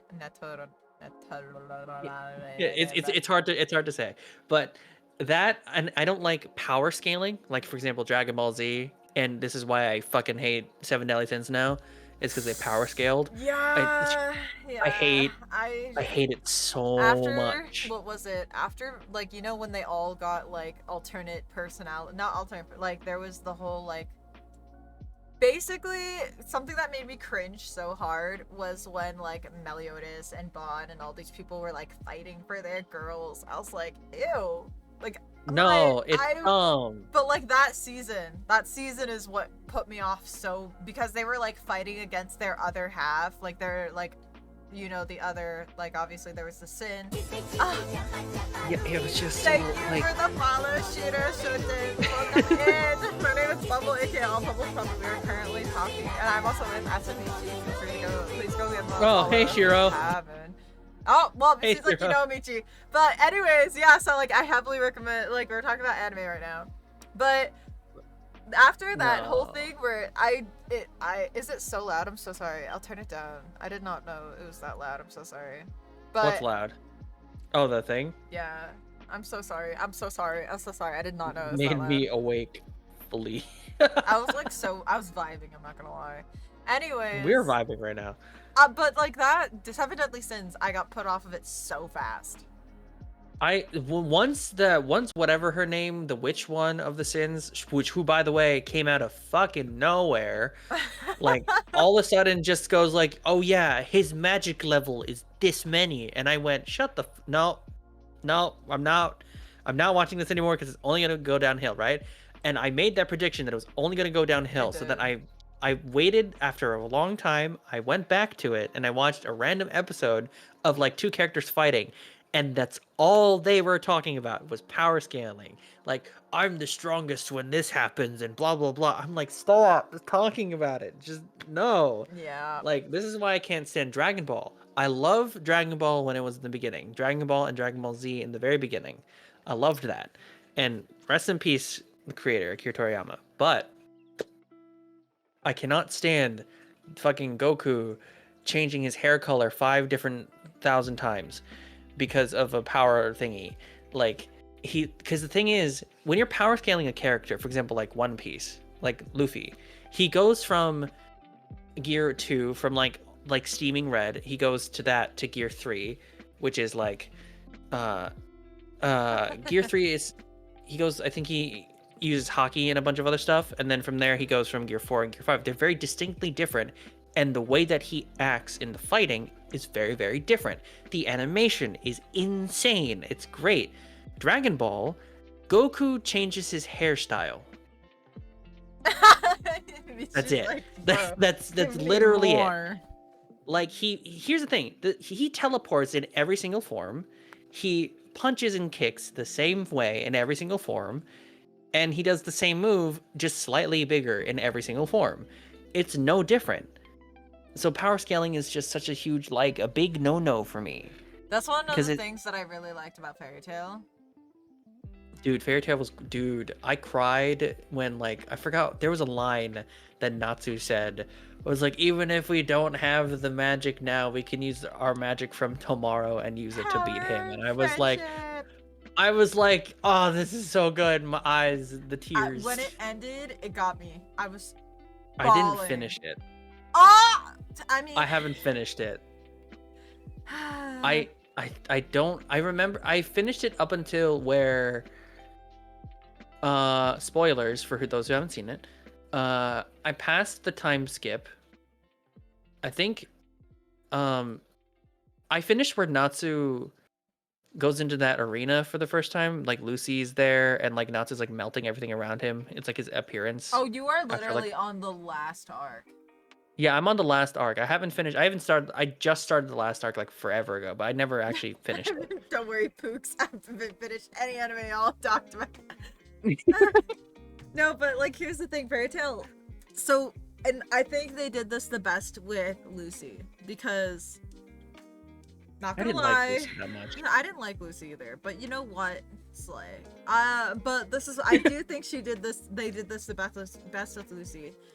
Lucy didn't gain... She was pretty fucking useless throughout a lot of the series, right? Others would have to fight for her. That's her whole magic, right? She has the Zodiac and others, and the Zodiac would fight for her depending on They would fight for her, yeah. Right? And so that put Lucy in quite a bit of a... Like, she herself was the biggest L. I'm not gonna lie to you. Like, she was the most vulnerable part about her magic, because without her... Right, her, like, everything, all of her magic obviously stemmed from her, but would be used with, like, external beings.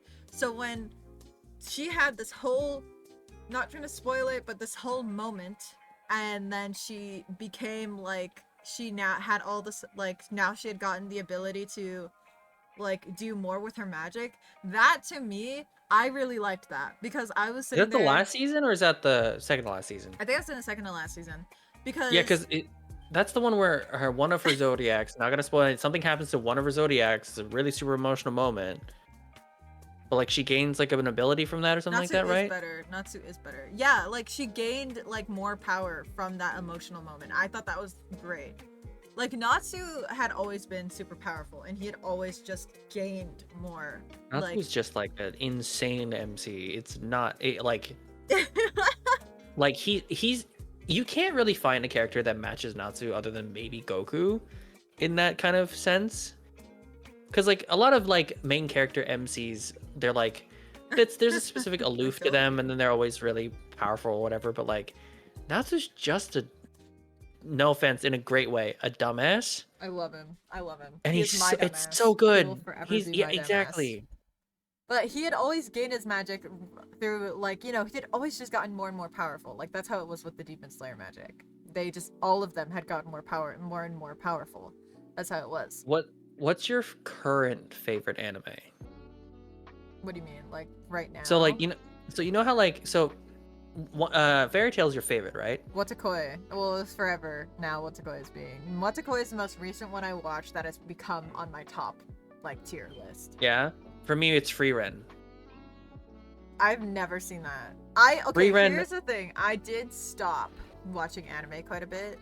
I've slowed down on it significantly, and the reason was because every time I would go to watch something, it got spoiled so fucking fast. Like, I was like, oh my god, I could not go on Twitter without seeing anything about it. Yeah, I forget a lot, so like when something's spoiled for me, I tend to forget about it. So I like whatever. I want that Like that's why ability. if someone spoils something for me sometimes, like deliberately, I hate it, but eventually I get to that point where I don't really remember what the spoiler was, so I can go back into it and it's totally okay. I just haven't been able to watch anime in general because of time, which haven't had the time to do that. Free Run was an exception because I was looking forward to it. I kid you not, that anime is crazy good for what it is.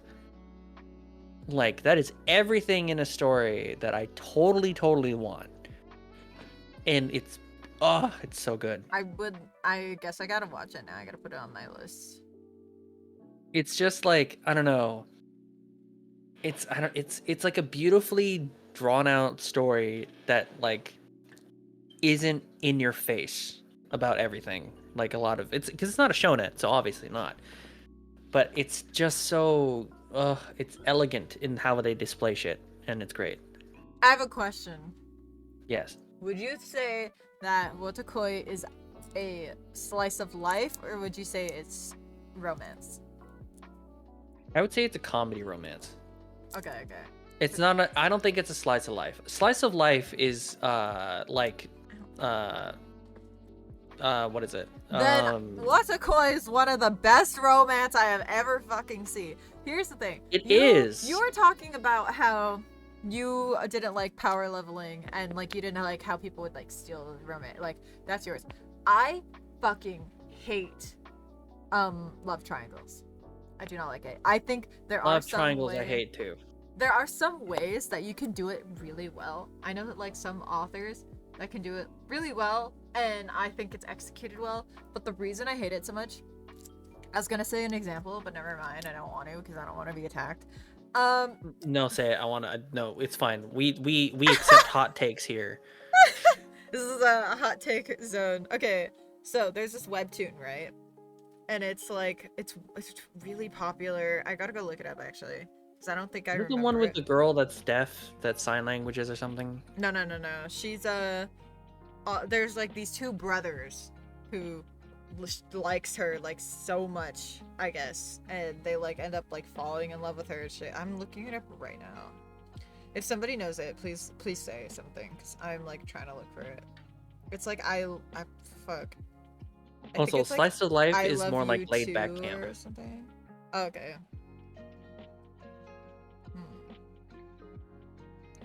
Originals. I know it's in originals. Dude, there's so much. There's so many manhwas out there. There is. This is from Webtoon, and I think Dude, Webtoons has a really good one They- about boxing.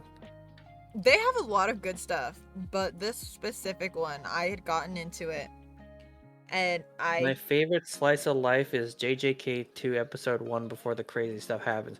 Shut the JJK is not a fucking slice of life. Get the fuck out of here.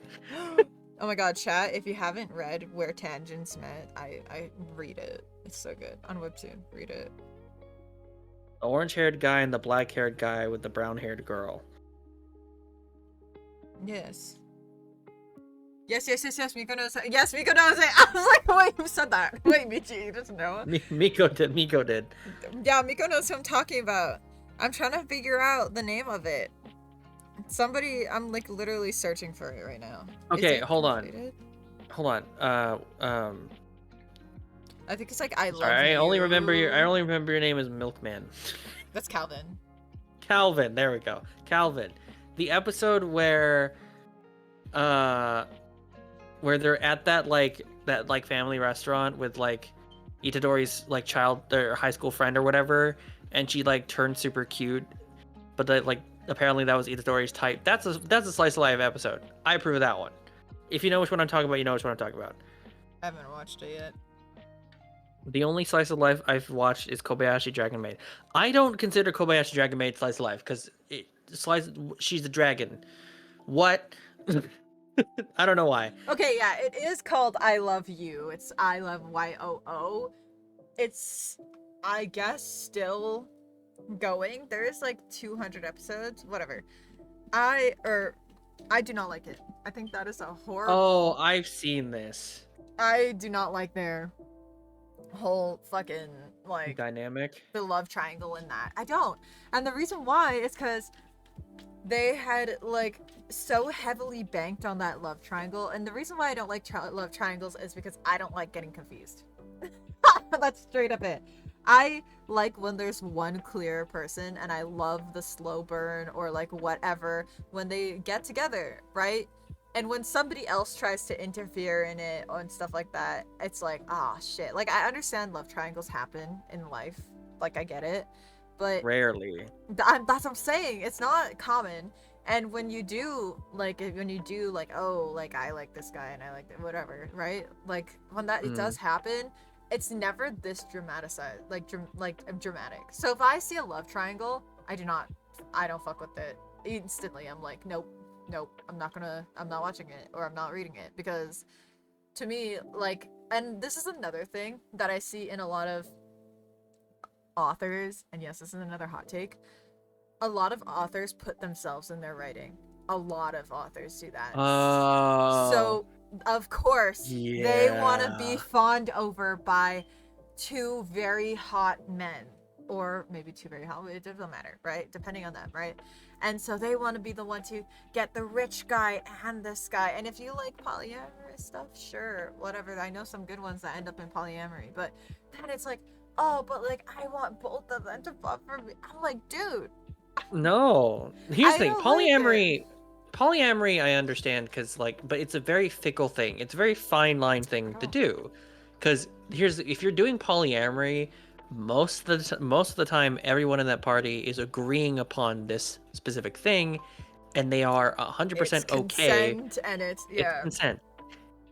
Love triangle is not polyamory. No, it's not. Because and I think that's like the biggest reason why is I've seen so many like I'll fully admit it. I was a Wattpad girly like growing up. I was such a big Wattpad What girly? Wattpad? Okay, well, I don't know what that is. that's okay. And so whenever I'd read through stuff like that, and even like books now that are fully published books, mind you, I see so many artists be like, I see myself in here, you know? And Yeah.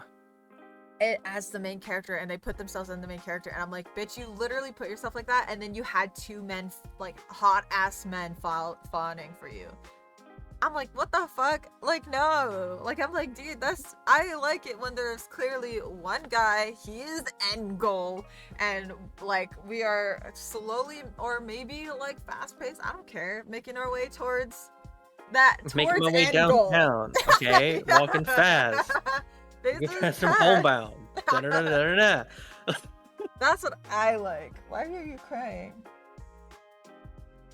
Anyways. Freaking like I understand if it was like a trope of like there's a main guy, there's a main girl, and the ultimate goal is for the main gal to go to the main guy, but along that path there are other guys that like she can be attracted to on occasion, and Because the main that guy happens in character life, so I yeah, understand that. and that main guy character can be jealous and like, you know, blah blah blah, but eventually the two main characters are gonna get that. I can understand. If two guys are racing to get a girl, to an extent I get that too, as long as the main girl character chooses one or the other at the very end of the story. I don't mind that too much. If it's like I'll date both of you guys, fuck off. I'm gonna date one, and then I'm gonna date the other one. Yeah. Bye, Bubbles. I have to go. A great stream. I'm gonna get ready for school. Have a good day. Study have a good well. Day. Why are you? Bye bye. Alright, I'll be entertained. Chat, entertain Michi. I'll be right back. Where are you going? Oh, she's gone now. Wants to go outside. Oh, okay. I've been left to my own devices, therefore I will wreak havoc. Hello everyone on stream. But anyway,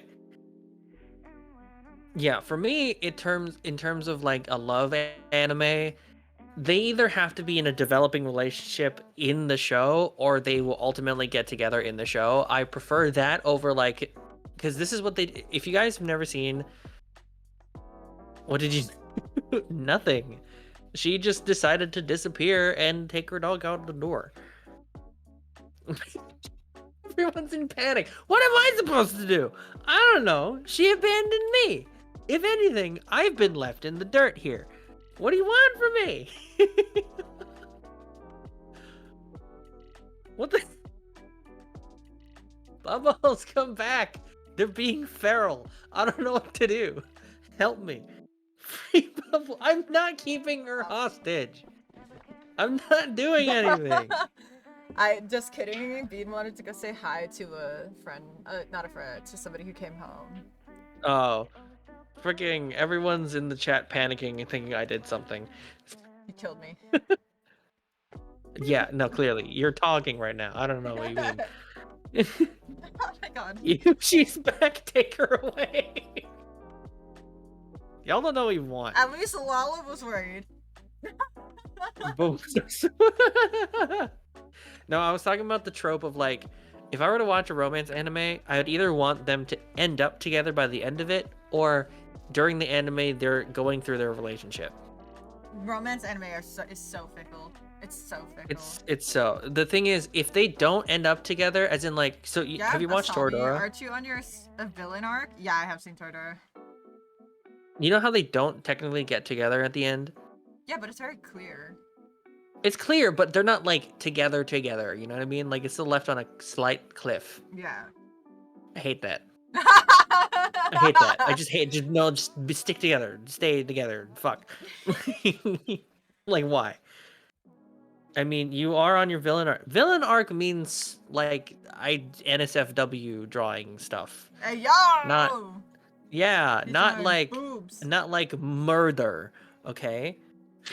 Not that kind of shit. I don't do that kind of crap. Wait, hold on. Yona of the Dawn. Yona of the Dawn is really good. Actually, Yona of the Dawn. What's Yona of the Dawn? Snow. Oh my God, Snow White with the red hair was magnificent. Mwah. Like chef's kiss. Snow White. I've heard about that one. Was one of my early days. Was my early days shoujo, right? Like it was one of the. It's like cute anime. Oh man, I love it. Yona of the Dawn is also a really good one. I read the manga first, and then it took me like by left field when he liked her. I mean, obviously I kind of knew, but I felt like I got like right hooked in the face when they were like, I'm in love with you. I was like, damn. But anyways, like so, so like I was saying though, with Snow White with the red hair, that was one of my beginner ones, right? And I had the biggest fucking crush on Obi. But here's one of the things that I liked most about it. Was that they were growing into adults. Like, they were adults at this point. And I liked it because, to me, it was, like, realistically, and this is gonna kind of suck, you see a lot of shitty examples of love in anime. Like... Oh, yeah. And that to me, I was like, oh, like, obviously, take anime with a grain of salt, obviously, right? But you see a lot of shitty examples of love in these animes. Like, guys who are like cheating on their girlfriends and shit. Like, I was gonna yeah, anyways. Exactly, anime is kind of a poor way to judge love. So that's why when like Snow White with red hair does it so well, because he is so obviously in love with her, but she's also equally as in love with him, but both of them know the importance of their job. Like, we both have a end goal, which is being with each other, but also, like, something that I really liked is that she found a way to, they both found a way to be able to, like, be working bitches, but also be like, you know what that is, guys? You know what that is, guys? It's called communicating. Right? It's called talking with your significant other.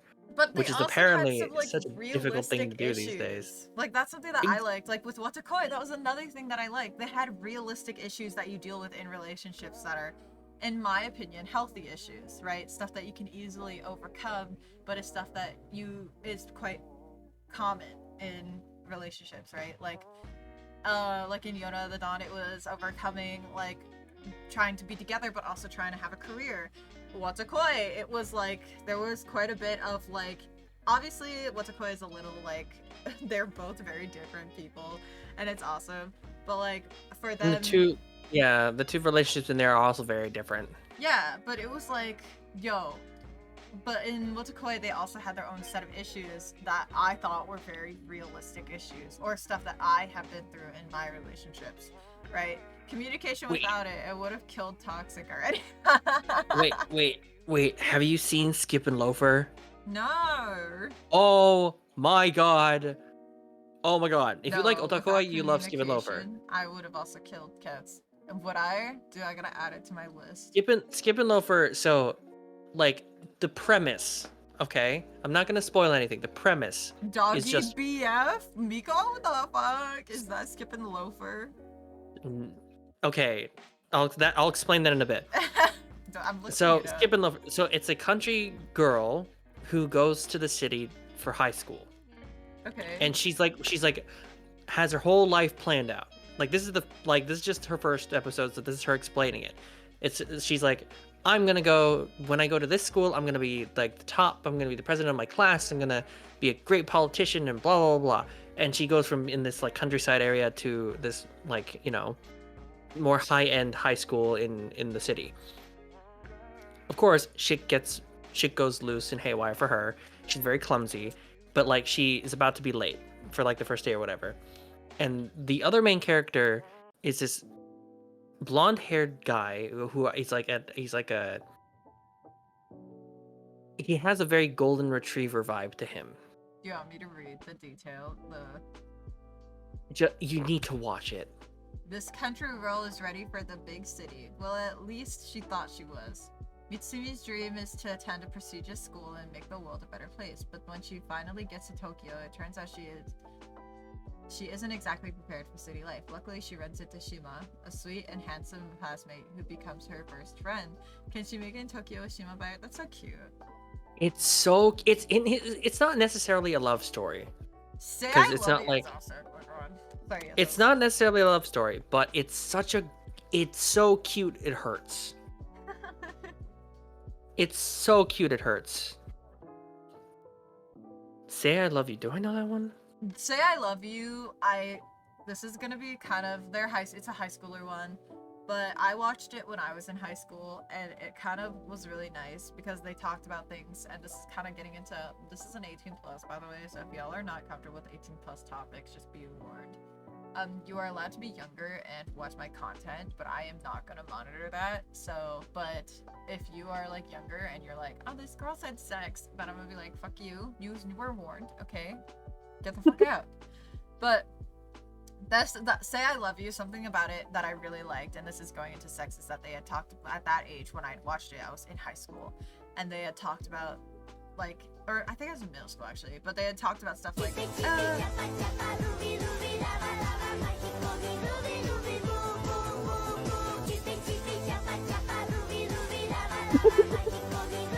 Are you good? What's happening? Thank you for the follow! Oh, that's what's Hello. happening. Welcome I was in, like, welcome what the in. fuck? I know. Welcome in. I am with Asamichi. Please give him a follow. And we are currently talking about some anime. But Hello. going back to what I was gonna say I Love You, something I really liked about it was the fact that they did talk about sex, and they talked about not being ready for sex, about how that was something that he had went through, but that was something that she wasn't ready for, that she was not prepared to go through quite yet. And I was like, that I feel like is a very valid topic of conversation. Communication. Exactly. And that was something to me that was really weird, right? Or like I wasn't quite ready for, because obviously I'm like younger, but it's something that I was kind of approaching, going into my high school career and stuff like that. And so it was really nice that they talked about it, and it like, and stuff like that, because it was like, yeah, like that is something that's gotta be talked about at some point in relationships, right? And I was like, well, how do you even go about talking about that stuff, right? Like with your significant other, how do you do that?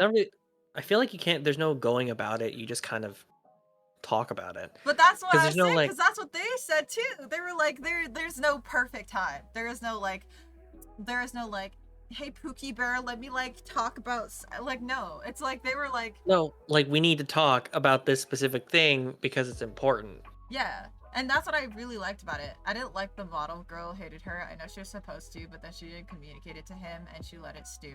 But that's the thing. That's what a lot of girls do. A lot of girls let Wait. Are you talking about Wait, are you talking about fuck say I love you. is it Say I Love You? Is there a Yeah, there's like a model girl. This is a very well used thing though. A lot of shows. okay. But there's this model girl and so this guy, the main MC, he picks up a job as modeling because he wanted to make money, and the main character, female main character, was like supportive. She was like, "Yo, like do it, like make that bank, right?" And so, Yeah. but turns out that his like coworker also ends up having a crush on him, right? And that's stuff that happens in life, right? And Yeah. so, but so instead, the female main character, instead of like talking about it, and mind you, they're still in high school, she kind of just let it sit because she was like, I'm not trying to wreck his career, but I did like that eventually she did talk to him, that she was like, hey, like this is really getting to me.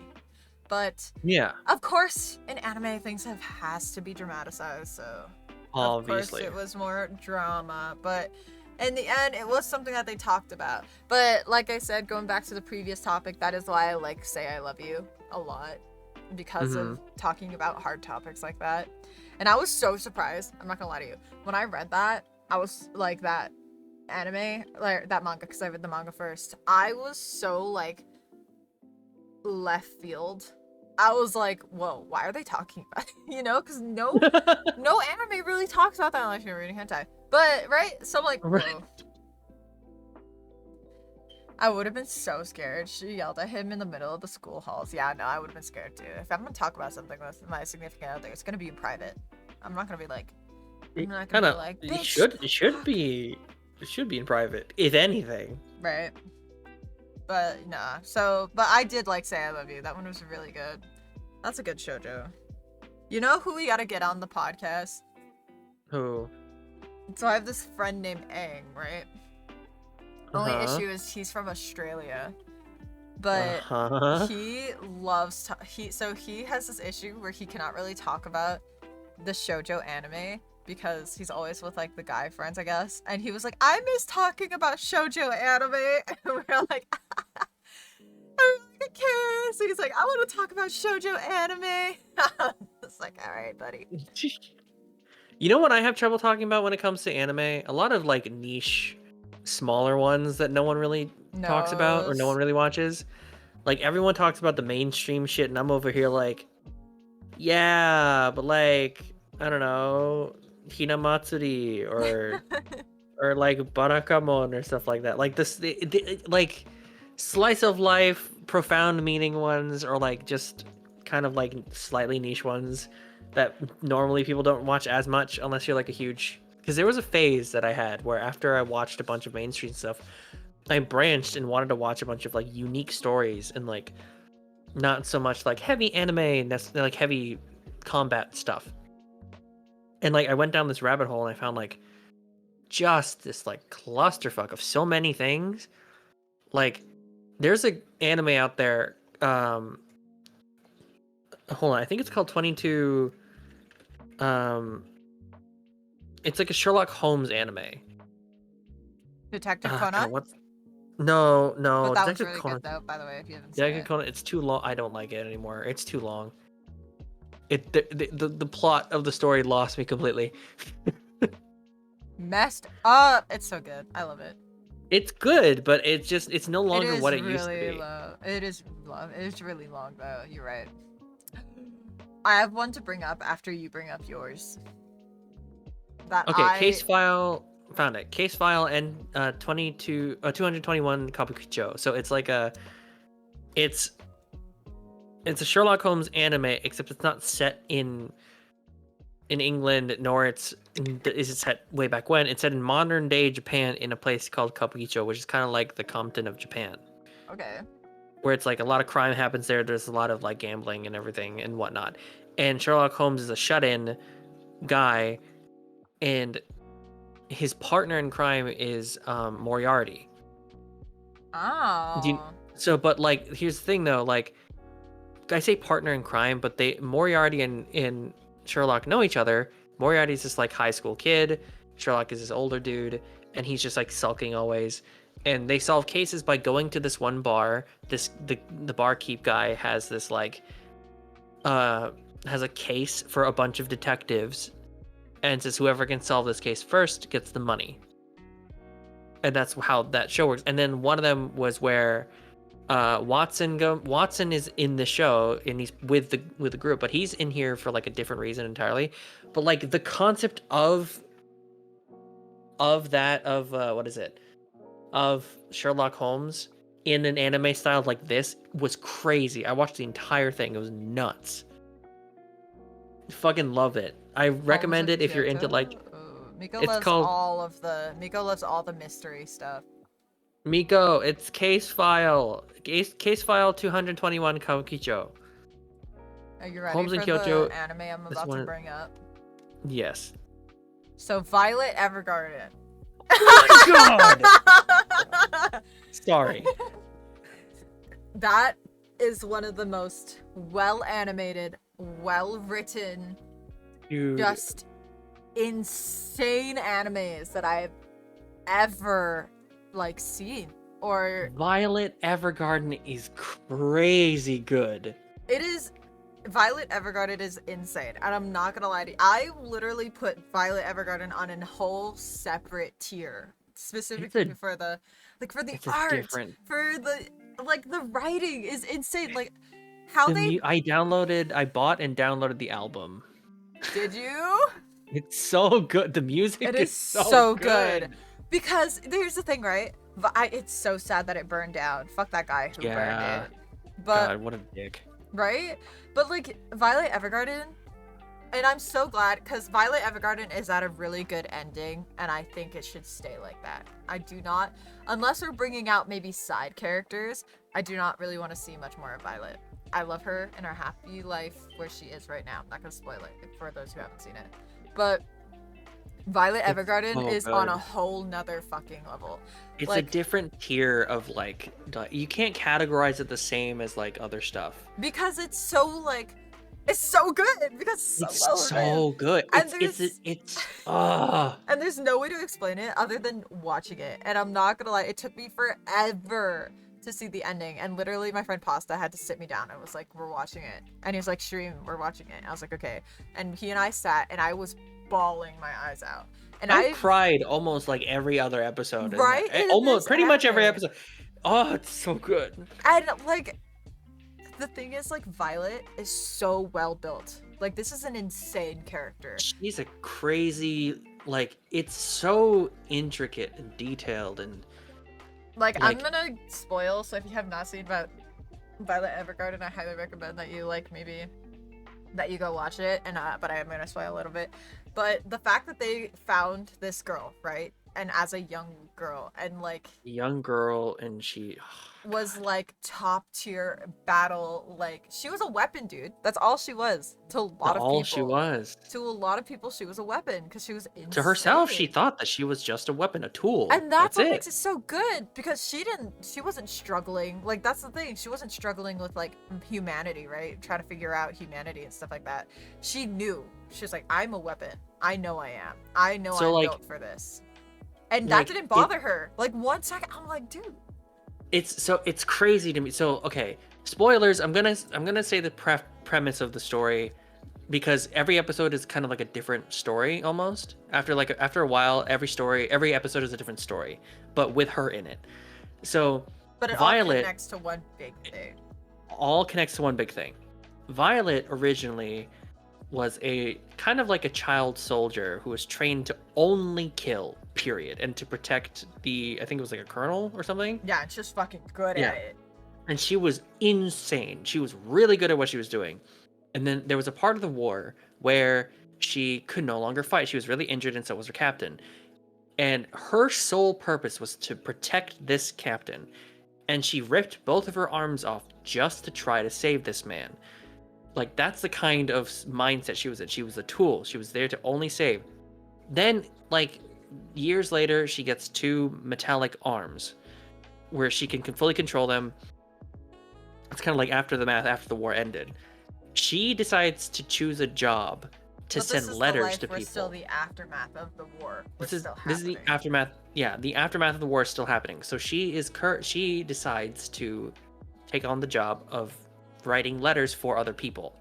At the time, this like no one could really write or like read write kind of an age or an era. So there were specific people to do that for them, or they just couldn't or they didn't want to do it, so they asked someone else to do it. And like phones weren't really invented at the time. It was like Yeah, so it's this is like very about much like World War One, if you were to compare it to yeah, our but timeline. like yeah, if you're comparing it to like our world, it's kind of like World War One. And so, but at the same time, these people were entrusted to also kind of reword specific phrases and sentences to be very emotional. She's a very robotic person. Emotion is like something she can barely grasp on her own. So for her to be doing this job and trying to learn what emotion is while doing this job is like the Violet best Disney thing. Linus vibes. It's valid. Valid. But like she tries to understand the word love, not the meaning of it, the word, because she doesn't understand that emotion. So she goes through other people's stories to figure out what that is. And it's so good. It's so good. It is insane. It is actually Violet Evergarden. If you've not watched it, I Go watch highly it recommend watching now. it. It is. I feel like if the art does not capture you, the story will. The Like, story will definitely capture you. I don't know a single person who does not like Violet Evergarden, and if somebody walked up to me and was like, "I don't like Violet Evergarden," and tell me your reasoning, and I will still not like. I'll be like, "Okay, sick," but like, no, you're wrong. No, you're wrong. You're just wrong. If you hate Violet Evergarden, you are just a cynical person. Let's. You're cynical as the guy who burned it down.